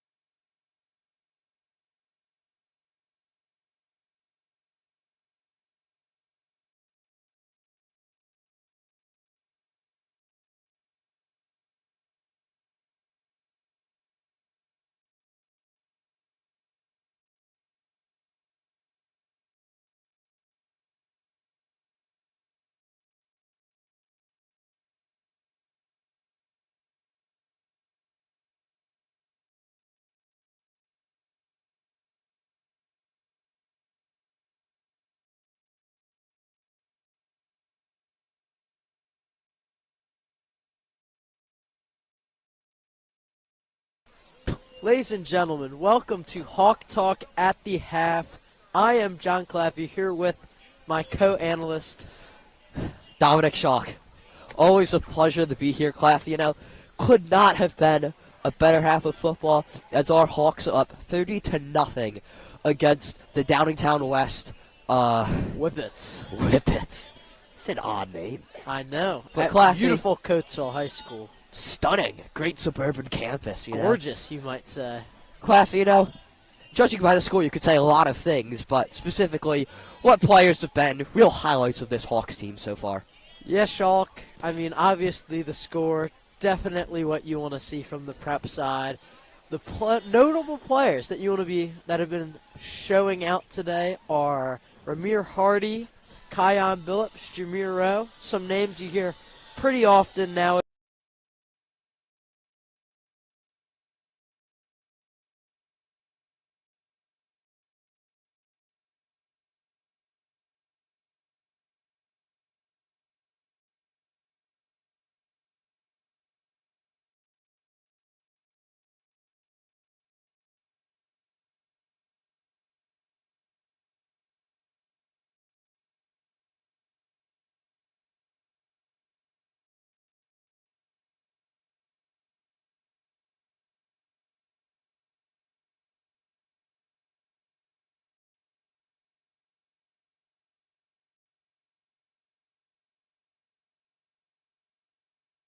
We can hear like just the constant banging from the floor. It's really, really hard ground. Helmets, I'm sure, are really cold, getting hit with the helmets. But these players are just battling through a lot of contact right now. Yeah, we've had quite a few guys kind of get like shaken up, have to come out for a series. Yeah, just Jet, I was right over there. He hit the ground really hard. Yeah, not the best weather, and that might be contributing to why Downingtown West cannot seem to hold on to the ball. Multiple fumbles here, which have certainly not helped their offense ignite. I mean, 0 points so far, and never really even knocking on the door of this end zone. No, Why don't you talk about the Preps defense a little? The Prep defense have been playing amazing today. A lot of tight coverage, a lot of broken up passes, we have one fumble, two fumbles, pardon me, and just a lot of great hard tackles. I would say Anthony Sack has been playing a great game. Cam Smith, Roman Colberdino. I mean, they're just a no-fly zone over there. Nobody's getting past them. Ryan McDonald as well. Really been playing great. As well as Alex Haskell, Colton Anderson. They all just really are playing a great game out there, Shaw. Yeah, and I mean, even the special teams showing out multiple really nice returns out of Elijah Turner. Advancing, getting us into some deeper territory. Hawks have really been firing on all cylinders. I don't have many complaints about their game. And Downingtown West, honestly, I wouldn't even say they've been that bad on defense. It's just the fumbles and the good returns have given the Hawks such good field position. I can't really blame them for not getting that many stops when there's no offensive support. I would say so. When you see Coach Roken not going for the touchdown and just settling for a field goal, that's how you know that the other team is playing really good defense, because usually Coach Roken just goes for it. He does just go for it. He's very confident in his offensive players, but, I mean, the defense is playing such a great game that they're not taking any risks. What do you think's been going right for this Downingtown defense? I think, honestly, their coverage has been the best part. I mean, they haven't really stopped Kion Billups that much. We're yet to see a team this year really do that. But I think defense, pass-wise, even though Jameer Rowe and Ramir Hardy have been playing well, there's still notable resistance. Obviously, remember that attempted deep ball by Charlie Falk to Ramir Hardy gets broken up well by the Downingtown DB. It hit right off of Ramir's helmet. Yeah, they're getting in there, though, and they're jamming him up. Mm-hmm. He catches up to Hardy and makes a play. And there's been quite a few pass breakups, especially when the Hawks got stuffed in the red zone after one of those fumbles. Yeah, I'd say a lot of great defense by Downingtown. That's definitely been a big factor in why the lead is not bigger for these Hawks tonight. Yeah. Shulk, what do you think's been going right for the Downingtown offense tonight? No one's been carted off. That's good. But Yeah, I'd say so. outside of that, I can't say much. I mean, ball security issues, passing game's not working much, and neither is the running game. I mean, in cold games like these, kind of can be a battle of the trenches, and they're getting steamrolled, man. Yeah, really not a great offensive showing Yeah. for this. I just wish their It's offense. defense would do a bit more breaking instead of bending. We could get that beautiful running clock. I would say so. Only one touchdown away.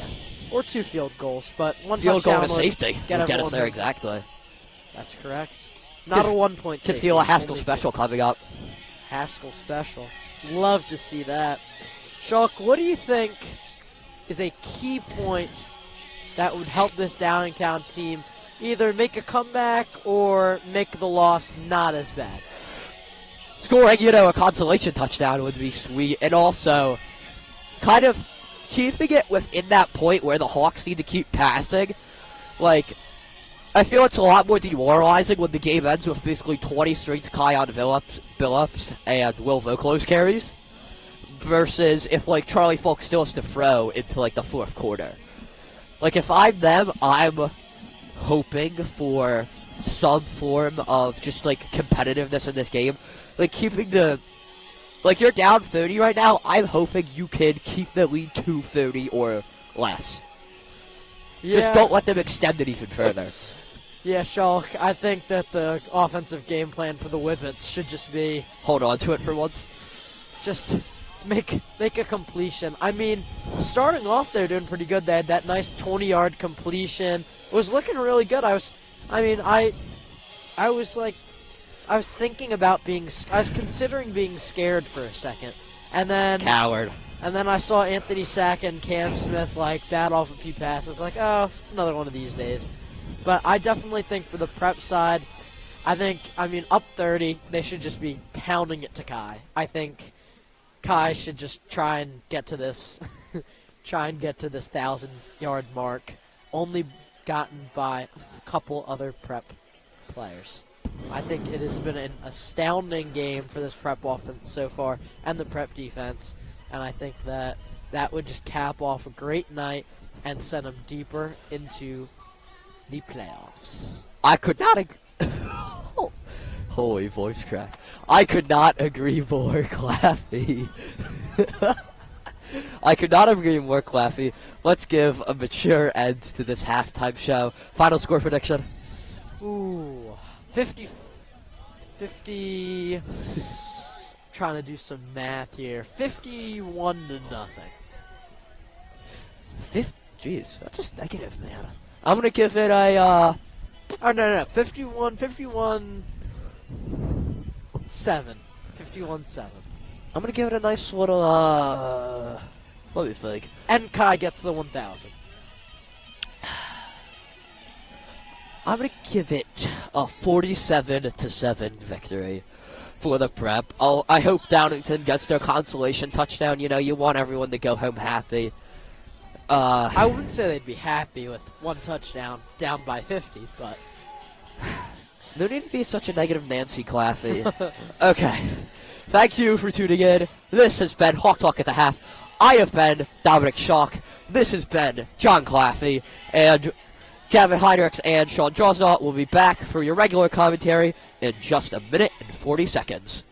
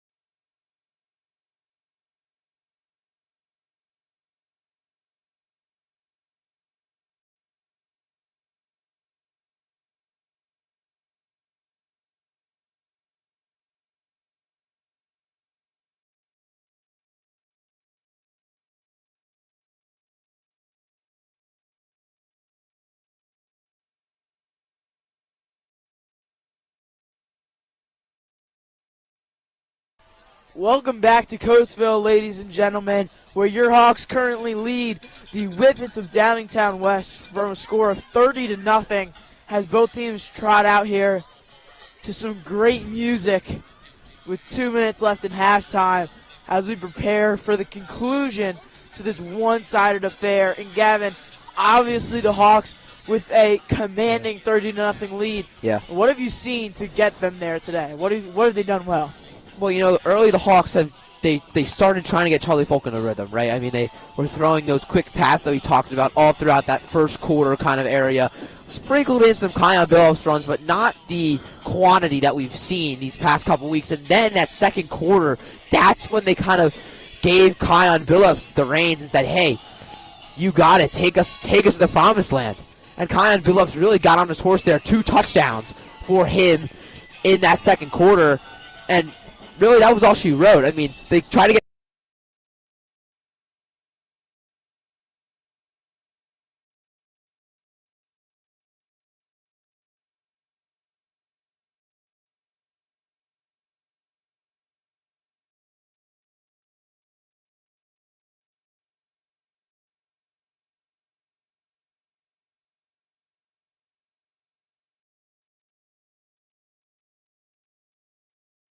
Yeah, Gavin, like you said, Kion Billups doing his part again, chasing greatness. I think he's probably hit that 78-yard marker already tonight. If not, he's close. For sure.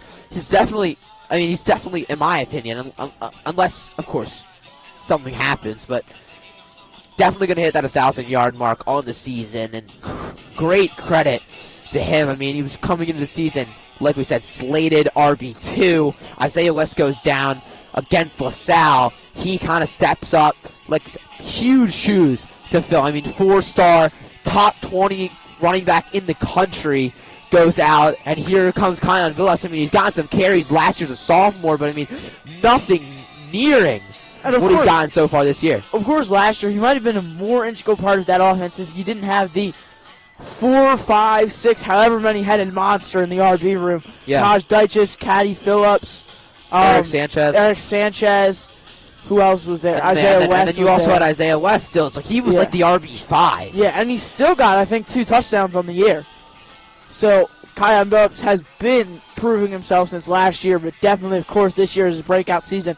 Still no stars and no offers. Of course, he is just a junior, so those are. I feel like that coming. issue kind of is due to his size. I mean, he's only 5'8". He's 175, and I mean, I know like we can say it as much as we want to hear that like he kind of makes up for that size and how hard he runs, how quick he is. It's a turnoff to the colleges. But once you get to like that collegiate level, I mean, size really does come into play. And of course, there have been many players who have overcome that, and Kion Billups certainly seems to be doing it here. But running through Downingtown West safeties is a lot different than running through Ohio State linebackers. That's when you turn up the intensity, and he'll get stars and he'll get offers, but he just probably, he's 5'8", if he was maybe 5'10", 5'11", you'd see a lot more roll in. If he was just a little bit bigger. But at this level, at least, he's making up for his size and then some. Exactly. So Prep received the opening kickoff, so it'll be Downingtown ball. And again, 3 people back there to return. It's Darian Smith, Tommy Miller, and Brendan Good-Kimball, who's having himself a great game. Good-Kimball, definitely the standout player for Downingtown in this one. Yeah, Sean, I mean, there's not too much to really gauge that off of. I mean, they've only gotten a handful of first downs here and there. Good-Kimball's played good defense. He's had great coverage so far, so I definitely understand what you're saying, but outside of those, like we said, handful of first downs, I mean, and holding the Prep to the field goal on the first drive, there's not too much. Him and Tommy Miller have been playing decently, and that's really about it. Richie's kick is up and into the end zone, so it'll be a touchback. So Downingtown will take over at the 20-yard line, and out comes this impeccable Hawks defensive unit led by the 2 senior linebackers, Cam Smith and Anthony Sacca. I mean, the list just kind of goes on in this defensive unit. Cam Smith, Anthony Sacca, Brendan Lockley. That's the linebacker core. And then you move to that defensive line. You got Alex Haskell, and then, of course, out with an injury, Maxwell Roy. Yeah, and then Lockley took a similar path to Anthony Sacca. Last year played as a safety. This year started as a safety, and then again, like Anthony Sacca, transitioned to the linebacker room. But, Speaking of Sacca, gets a tackle there. yeah. Dunn has a gain of about 4. But, we almost see Lockley, whenever they drop a linebacker into coverage, more or less it's always Brendan Lockley. He plays that kind of defensive back linebacker role. He can still hit hard, get into the backfield here and there off the blitz, but he's really good in coverage. Yeah, he's definitely a great coverage inside linebacker, and I love to watch Brendan See him Lockley right here on the progress. edge. That pass goes to Tommy Miller, who's getting chased down by Anthony Sacca. I'll tell you what, it's a scary man to get chased down by. Anthony Sacca was chugging to the sideline, and Tommy Miller, he'll get his yard, but it's not quite enough for a first down. It's 3rd and 1 now for the Whippets. Yeah, you see Miller off the screen, and Sacca just wasn't letting him go anywhere. Catching up to him in what seemed to be a second and bringing him down. 3rd and short now for the Whippets. Can they convert here to keep this drive alive? And we saw Sacca's impeccable lack of speed against Emotep a couple weeks ago on that pick 6. Took him about 20 seconds to get up the field. It'll be a quarterback Push. keep. I don't know if they got that. It's close. I don't really think they close. did. I see that. I see the line to gain around the 30. The ref running out in between the 30 and 29. Either way, you figure this is 4-down territory for him. Down. They got. down Yeah, they 30. held. They 4th down now Yeah, for the credit Whippets. to that Hawks front line held them on the QB draw. It's going to be like 4th and about 2 inches here on the play. Yeah, for the Whippets. And here comes the punt team for the Whippets. Yeah, but it doesn't seem like it's a punt. I don't like they're facing huddled back, yeah. backs facing the Yeah, Hawks. there's definitely going to be something seemingly fun and Yeah, it's probably not a dumb. punt. Yeah, it's a poorly designed fake. Wildcat snap. Just trying to run it up the gut. Nowhere to go. They Nowhere didn't get to it. go. I mean, just They didn't ran get into it. a brick wall. and it's frustrating. Credit to the quarterback, Cole Bricker out there trying to block Sean Stratz. It didn't go very well for him. Yeah. But, putting his body on the line. And it's frustrating for Coach Tom Klein there on the Downingtown West sideline. It's like, what can we do? You tried the QB keeper. That went nowhere. And then you just simply run that one up the gut, hoping to get an inch Twice. to thread that needle. And unfortunately just not able to come up with it. Now you're putting the ball back in the hands of Charlie Folk in Whippet territory at the 30-yard line. And that just shows the dominance of this Prep defensive line. 2 plays to gain a yard, and they couldn't do it. Jameer in motion. Charlie Folk handed off to him. A very, very well-designed handoff. I thought Charlie still had it. And Jameer gets across the 20, and it'll be almost enough for a first down. I think they're going to mark him a little bit short. I just love that jet sweep to Jamiro. He comes off that edge with so much speed. It's insane to really watch. It'll be 2nd and 2, gain of 8 from the 21-yard line for the Hawks, so they're just about in the red zone. 2 to his left, 2 to his right. Kion in the backfield with him. Ramir Hardy goes in motion. Charlie Folk tipped as he throws it. Yeah, maybe. it was hit.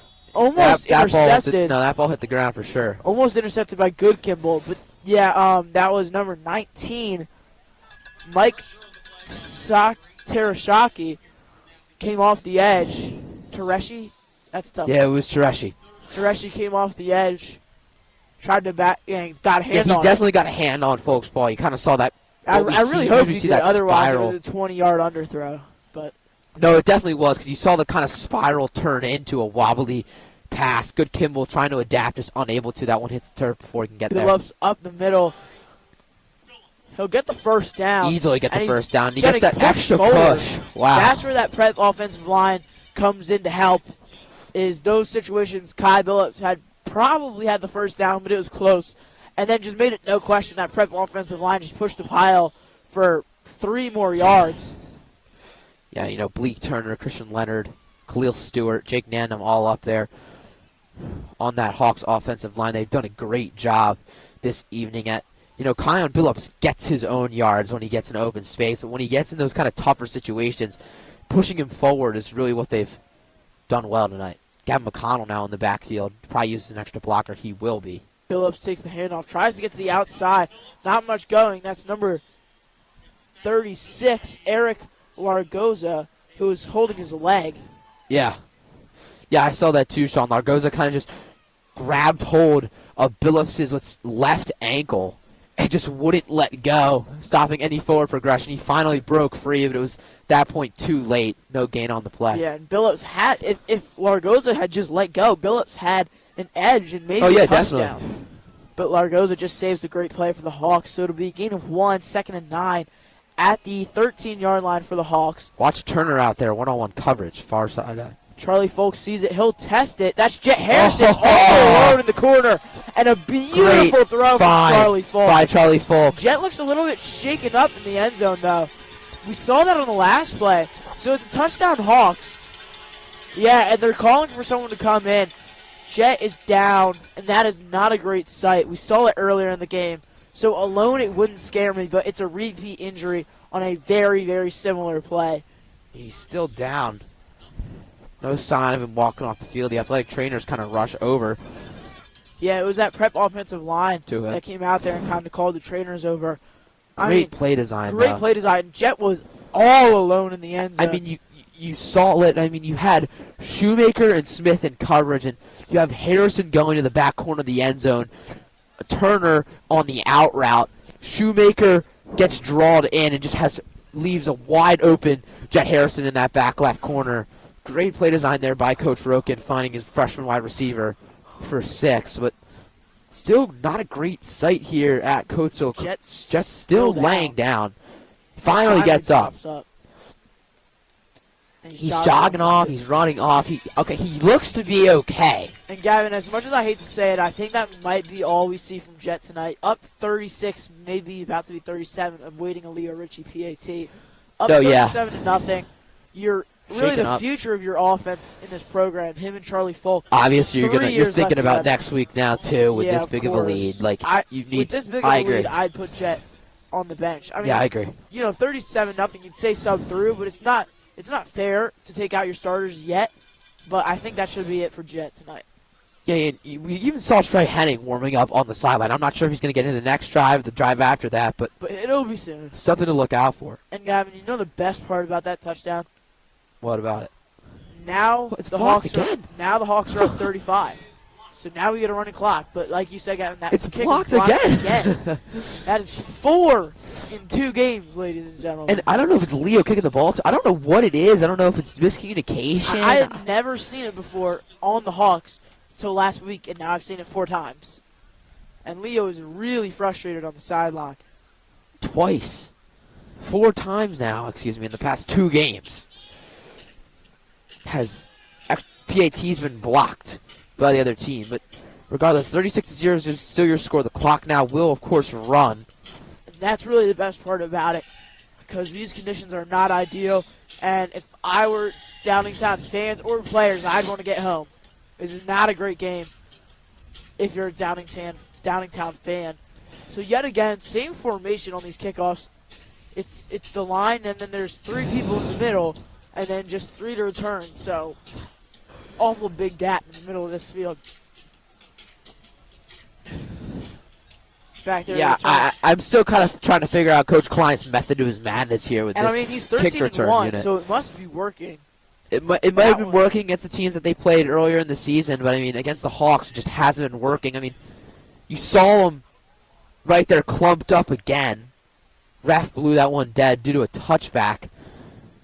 But it looks like they still were kind of going to go with that 5 men clumped together and try to block. But, I don't know if I'm missing something, Sean, but that's just not how football works. I think you also have to notice that, to take into account that they have not played teams of like the caliber of the prep. So those other teams might not have, especially because you have to think, your special teams guys are not your main guys. So they might not have the talent to get through that like the prep does. The prep is just deep in the roster. The best team they probably played was Westchester Ruston. Ruston, of course, in the state semifinals for 5A. They're playing Roman Catholic right now as we speak. But they won that game 14-7. But other than that, it's been like decent high school teams from the area, nothing too crazy. Well, the prep has really played some great teams from top to bottom when you look at them on paper. 2nd and 10 now after the incomplete pass. Bricker, again accompanied by 2 backs in the backfield, 2 receivers to his right. It's a handoff to Doug, blown False start dead, again. flag, false start. It's the first time we've seen it since the first quarter, but we saw it a lot in the first quarter. Yeah, we did, and like we said, it's just due to that all that motion in the backfield. Kind of throws these guys off their game. And I mean, like we said, you don't want to have penalties called against you if you're playing the Hawks, but at this point in the game, Sean, I mean, 36-0. And the clock stopped. That's what I'm really confused about. Why is the clock stopped? 2nd and 15. Did they change the rule? Is it not No, 35? it might be because of penalty. It still stops. I'm Or not sure. it might be a playoff rule. No, the clock's running again, so yeah, so it is a running clock. I guess you're right, Gavin. The penalty stops it. 7 minutes left in the third. 2nd and 15 from the 15. Hawks shifting around their defense. Bricker looks to pass under pressure. Ho, ho, ho. And that one is away and almost completed for a big play to Darian Smith. In coverage was Roman Colberdino, and he was beat.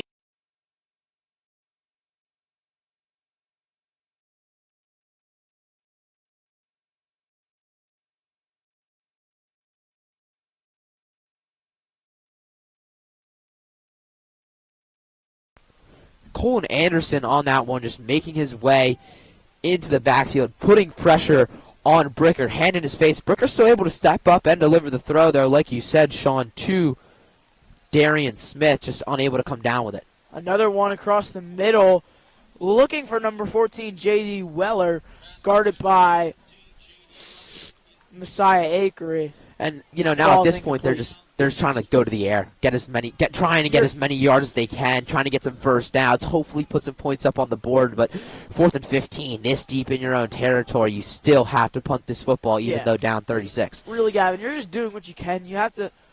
The realization for everyone in this building is starting to set in that your season's over. So you're just trying to do what you can to go out on a high note. Messiah Akery back, change of personnel for the punt return. Messiah, Elijah a Turner. sophomore this year, last year as a freshman, was big on those punt returns, had a touchdown against Wood, and maybe the reason Elijah's out is because he's still getting his left knee checked out down there on the sideline. It could be. So maybe that's it for Elijah today, too. Almost blocked, definitely tipped. Messiah won't get a return out of it. That was Ramir Hardy and Brandon Lockley together, steaming off the edge. Try to get that block. Ramir Hardy has been a special teams factor since last year for the Hawks. 2 blocked punts, one, of course, against IMG. That one returned for a touchdown. Just a really nice guy to have added to your special teams personnel, especially now in a company with Brandon Lockley. Lockley almost getting his hand on that first punt of tonight's matchup. So nice job there. And Trey Henning now out at the quarterback position. They're letting 3 spin. It's not rare. It's not common to see it, but they're letting 3 spin, like you said, Gavin. Elijah's definitely done for the night. He's hobbling around on the sideline. Will Vokalos will take the carry. And he's drilled into the ground by number 6, Tommy Miller, who's playing his last high school football game tonight, and he is going out on a high note. Tommy Miller is having really himself hard a night. hit there. And he from had Tommy 2 in Miller. Elijah. Henning really keeping those hands in that back hand warmer that he has on, just trying to do whatever he can to prevent that from getting cold. And honestly, with Henning in this early, you might get to see number 17, Jaden Hallett, the sophomore, 3rd-string quarterback. Henning on the run across the 50, lowers the shoulder down to the 45, and he might have enough for a first down. And Trey Henning, Look at Trey. showing his skills. Wow. Did not expect to see that. I mean, pocket collapsing. He steps up, doesn't even think about it, just ducks down under some defenders, finds some space, and then lowers that shoulder as he nears the line to gain. Great heads-up play by the senior backup. 3 to the right for Henning, 1 to the left. Vokalos in his backfield, and I think we're going to see the starters start to come out of this game. Hand off to Vokalos. Vokalos cuts it up the middle, and Sinkus got to him first, and then Will Vacolas. That's a weird. That's honestly weird that's a very bad mispronunciation. Vokalos checks out of the game, and into the game. Slater. Is that Slater?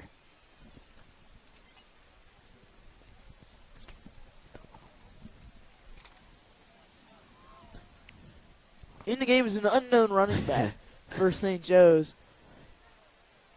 And he'll get the carry, nowhere to go, as he's met by Tommy Miller again. Yeah, Tommy Miller and company at the line there just jumping on that opportunity as he kind of ran straight up the gut. 3rd and long now for the Hawks.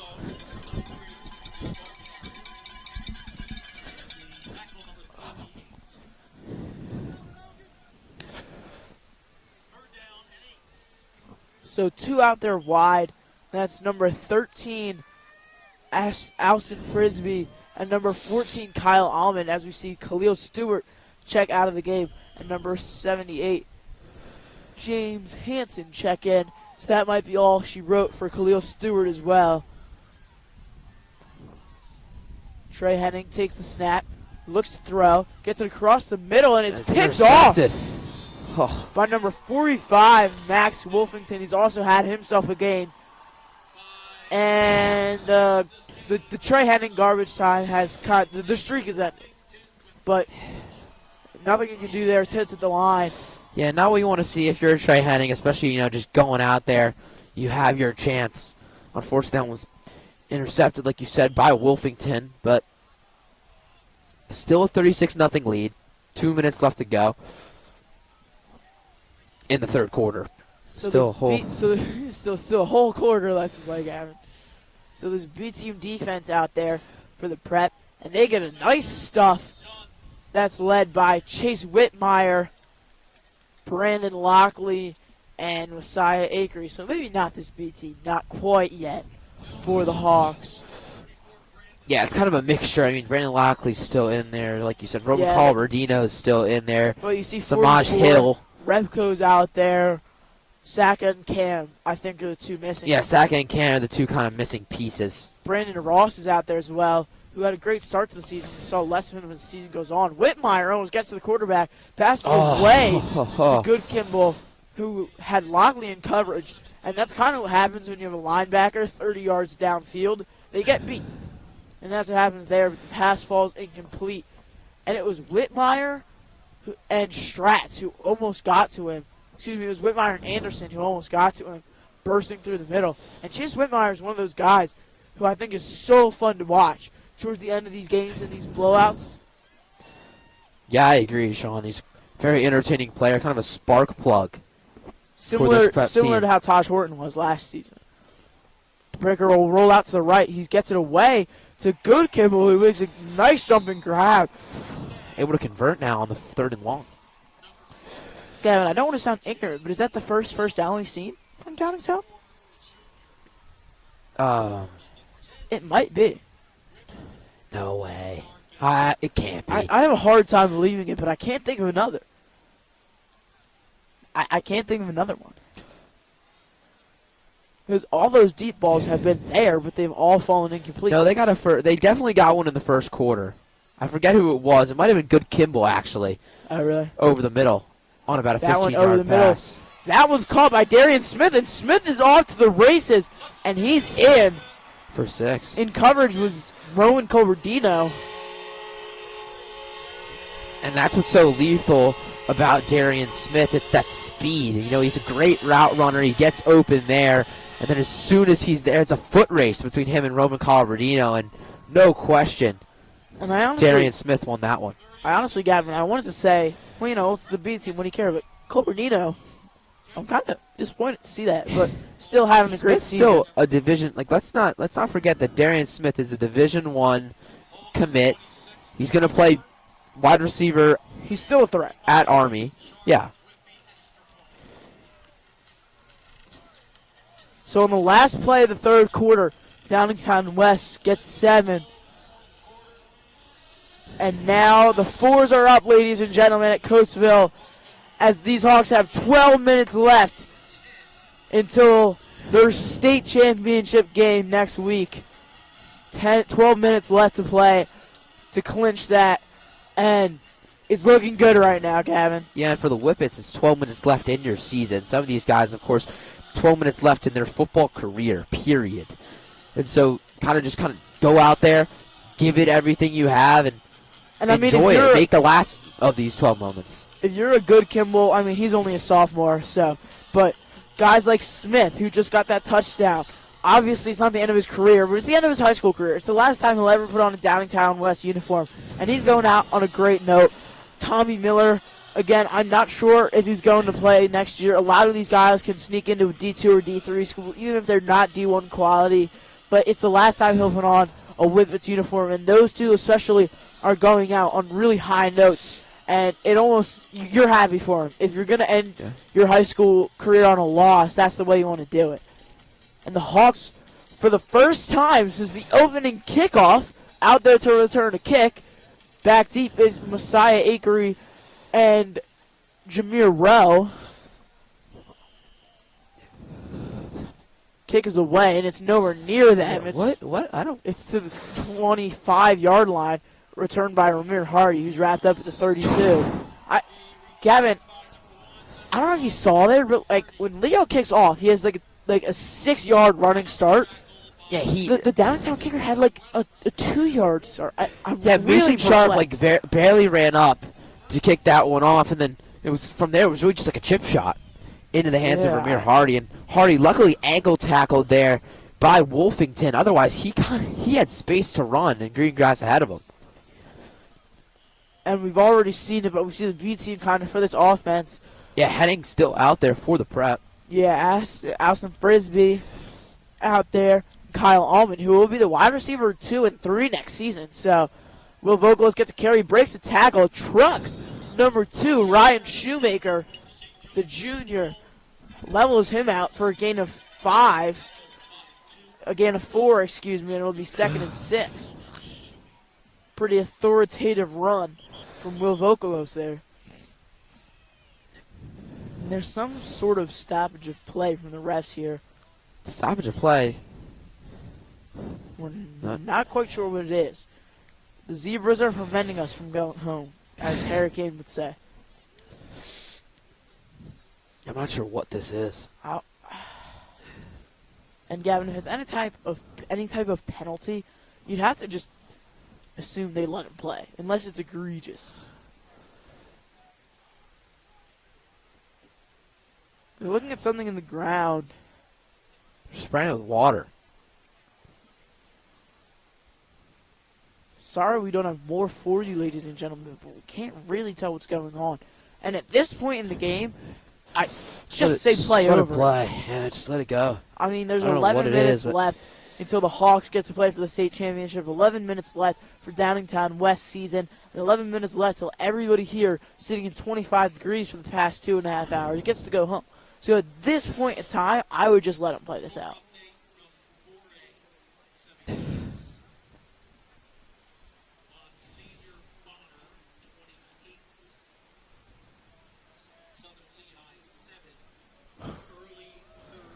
Oh, wow. Bonner. So the stoppage of play is over, and it'll be 2nd and 6. Again, not quite sure what that was.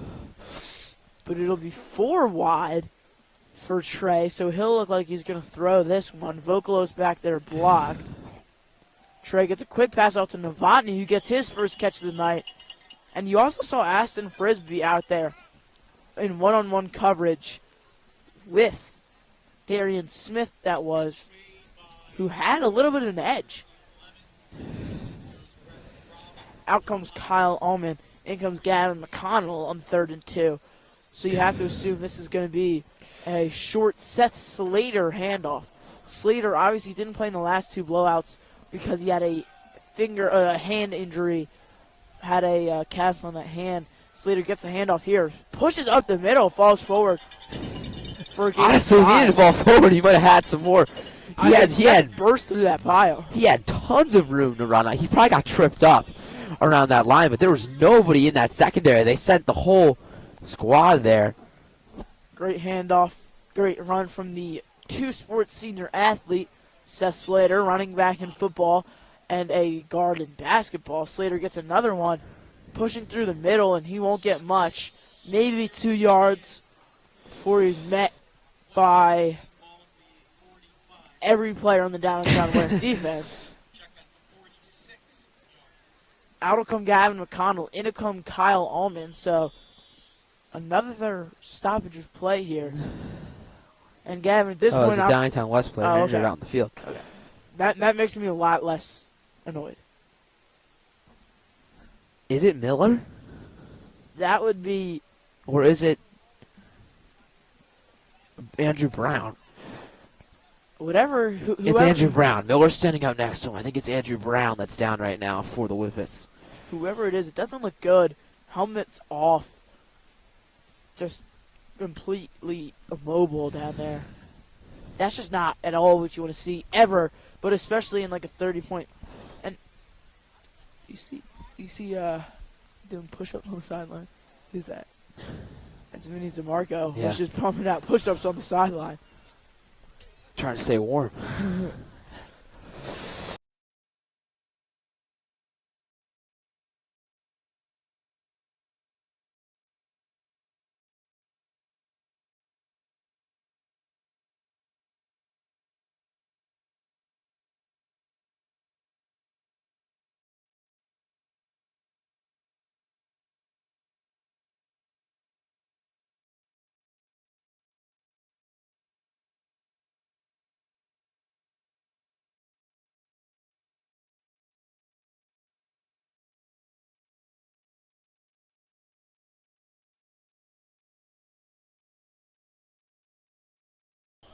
Quick start of Frisbee. Hospital pass there. Frisbee pops right back up. But it'll be 3rd and 10 now for the Hawks. 3rd and 9, excuse me. Yeah, just no chance there of Frisbee coming down with that one. Slater back out there. The receivers will be Allman, Frisbee, and Novotny.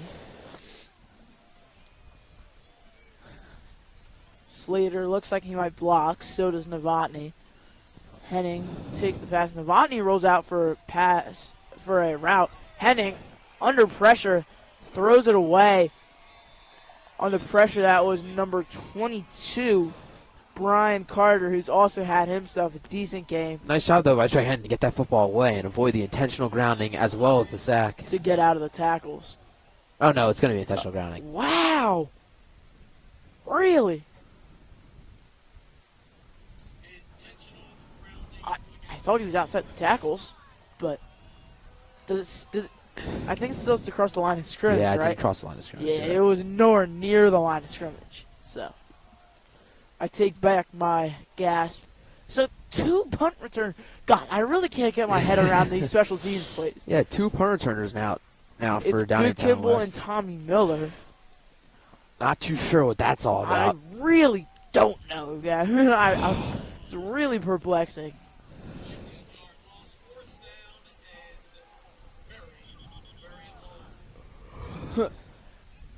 You missed it. The PA announcer said 4th down and very, very, very long.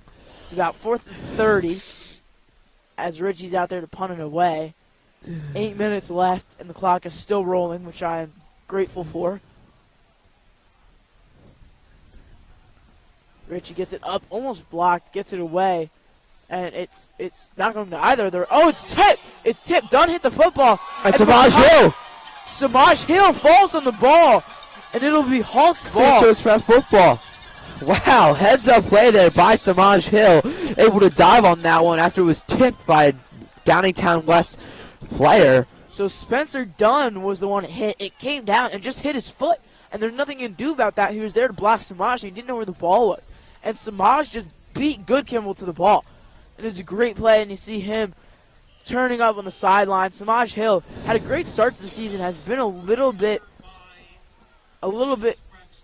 less in the second half of the season, but he's definitely had some big plays when it counts. Especially like that pick 6. Yeah, that earlier in pick the 6 season. of Father Judge was a great game for Samaj. He had some pass breakups in Maryland, the onside recovery in Maryland. Yeah, So for Samaj sure. has definitely shown flashes this season. So it'll be 1st and 10 from exactly the 30-yard line for the Hawks. 3 receivers out there. Slater in the backfield. He'll get the handoff. Nowhere to go. as he's brought down He's trying to by, stay up and just, it was mainly Carter and Brett Wickersham, but it was also everybody else. So yeah, the whole team kind of flocked towards Seth Slater as they saw him near the line. So it'll be no gain. Slater's still out there. Same formation as last time. Henning with his hands in his hand warmers. Eventually he'll take those out. Not yet, though. Here they are. Takes a snap, hands it to Slater. Slater cuts to the middle. And he's brought down. It's not Slater, it's actually Logan Daresaw on the carry. So Daresaw, a freshman, slated as the RB4 on the roster. He's actually not on the roster that we were given. Yeah.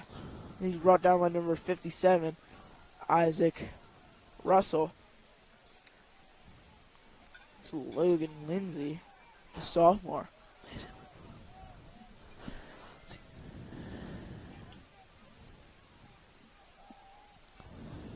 Trey Henning's hard count got him. We see it from Charlie Folk, although they're not getting the flag. It was number 18, TJ Sinkus. And now he's got to get the playoff. 4 seconds to go. 3, 2, 1.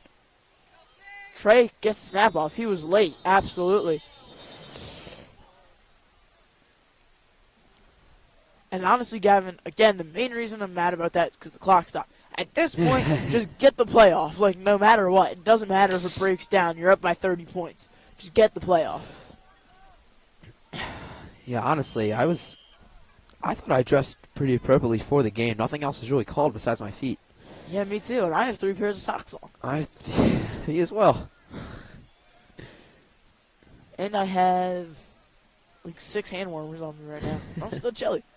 So now it is Slater in the backfield with him. 3rd and 15. Henning looks to pass. He's going to deep ball for Frisbee, who ran a curl. So it was really a deep ball for Good Campbell, who couldn't quite get to it. Yeah. A little bit of miscommunication there. It was number 13, Aston Frisbee, the sophomore wide receiver 3 to be next season. Yeah, like you said, Frisbee ran a curl. Henning thought he was just gonna keep going on that streak. And they're going for it on 4th and 15. I guess 43. It's a very weird territory with the wind. 43 yards is a tad bit out of Leo's range. With the wind in his face, too. I mean, also at this point, it's kind of just better to just run the play. And another stoppage of play. Not sure what Darren this Smith's going to run towards the sideline. Not too sure what that's all about. His coach is trying to signal for him to go back in. Instead, they'll put in J.D. Weller on 4th and 15. Henning takes the snap, drops back, pressure coming, gets it across the middle to Allman, who had the space.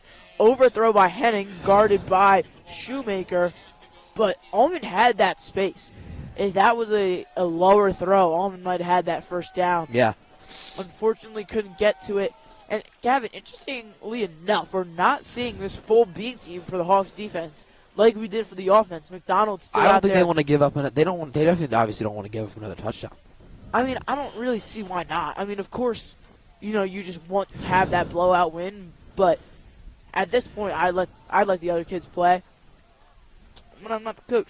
So some new faces. Number 28, TJ Capaldi's out there, along with some other new guys. Coming off the edge was number 97. Deep ball falls Connor incomplete. Bryce. The deep ball's incomplete. Intended for number 22, Brian Carter. Chipped away by Andrew Huff. Huff, one of those players, he's committed to Worcester Polytechnic Institute. In comes Tally. Out comes Ryan McDonald. So that probably will be all we see out of him tonight. Had a great game, a big hit towards the near sideline.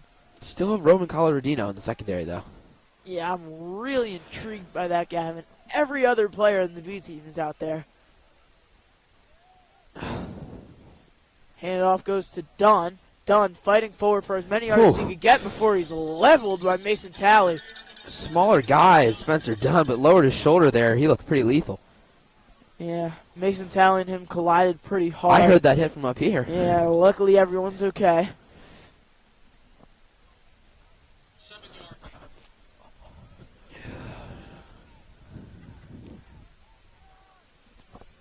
Very similar formation to the last play. Is 3 people in motion right now. It's Miller, Smith, and Carter. Booker takes the snap, throws it across the middle. It's complete. It'll be a first down. J.D. Weller with the catch. That'll move the chains.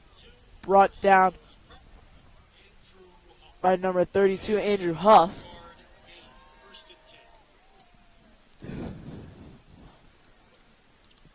Nice play there. Get it up and across the middle. 2 minutes and 30 seconds left in this one, ladies and gentlemen. 36-7, your score. 1st and 10 from the 48-yard line. Becker gets it off. Pressure was coming. Gets it away. The pressure was coming from number 58. That is... there must be another player because Michael Zancoli's an offensive lineman. So someone else might have his jersey. Because Michael Zancoli is not only an offensive lineman, he's an offensive lineman in a cast. Yeah, with a torn ACL. Yeah, so that's not Michael Zancoli, even though that's who we have on the stat sheet.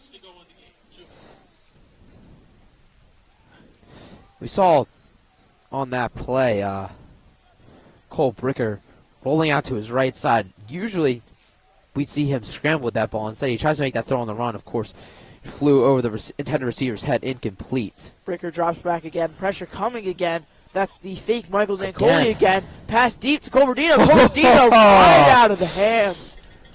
He dove for it. He had it. It was in his hands. He had it. Colberdino's. It was in his hands. Is he could sad feel or his hurt? hands. He's hurt. This is why, Gavin, you put in the B team. Yeah. Because now Colberdino's hurt on the sideline.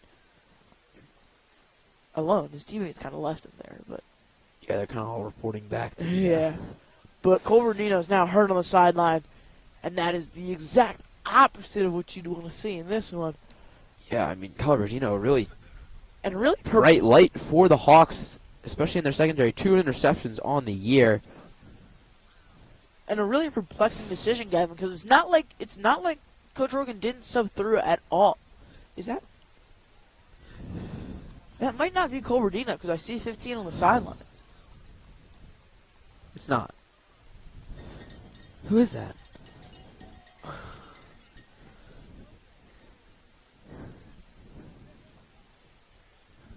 Yet another mystery, man, for the prep tonight. Oh, is it Dario Jaquez? Dario Jaquez shares a number with Jet Harrison. That's why I was confused because I saw number 18. I'm like, But it looked like a 50. I don't know. 1 minute left. 1 minute left in the game. It's 25 degrees. Apologies, ladies and gentlemen. This is why we want a press box. Dunn takes the carry to the outside. He'll get across the 40 before he's brought down by quite a few Hawks defenders. A minute and 5 seconds left.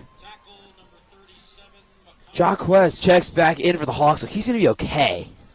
Nothing too serious. He's just kind of slow to get up on the far You sideline. see that a lot with the prep. They just kind of bell wrong.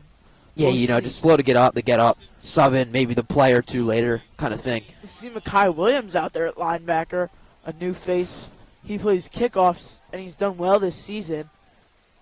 So he's out there right now, coming off the edge. Mekhi almost got to the quarterback as the pass is away and complete to Goodkimball before he's brought down by Mason Talley and number 28, TJ Capaldi. And I don't know if Bricker's going to try to play hurry up here. 20 Here and take a seconds shot at left. the end zone, but I'm sure they will.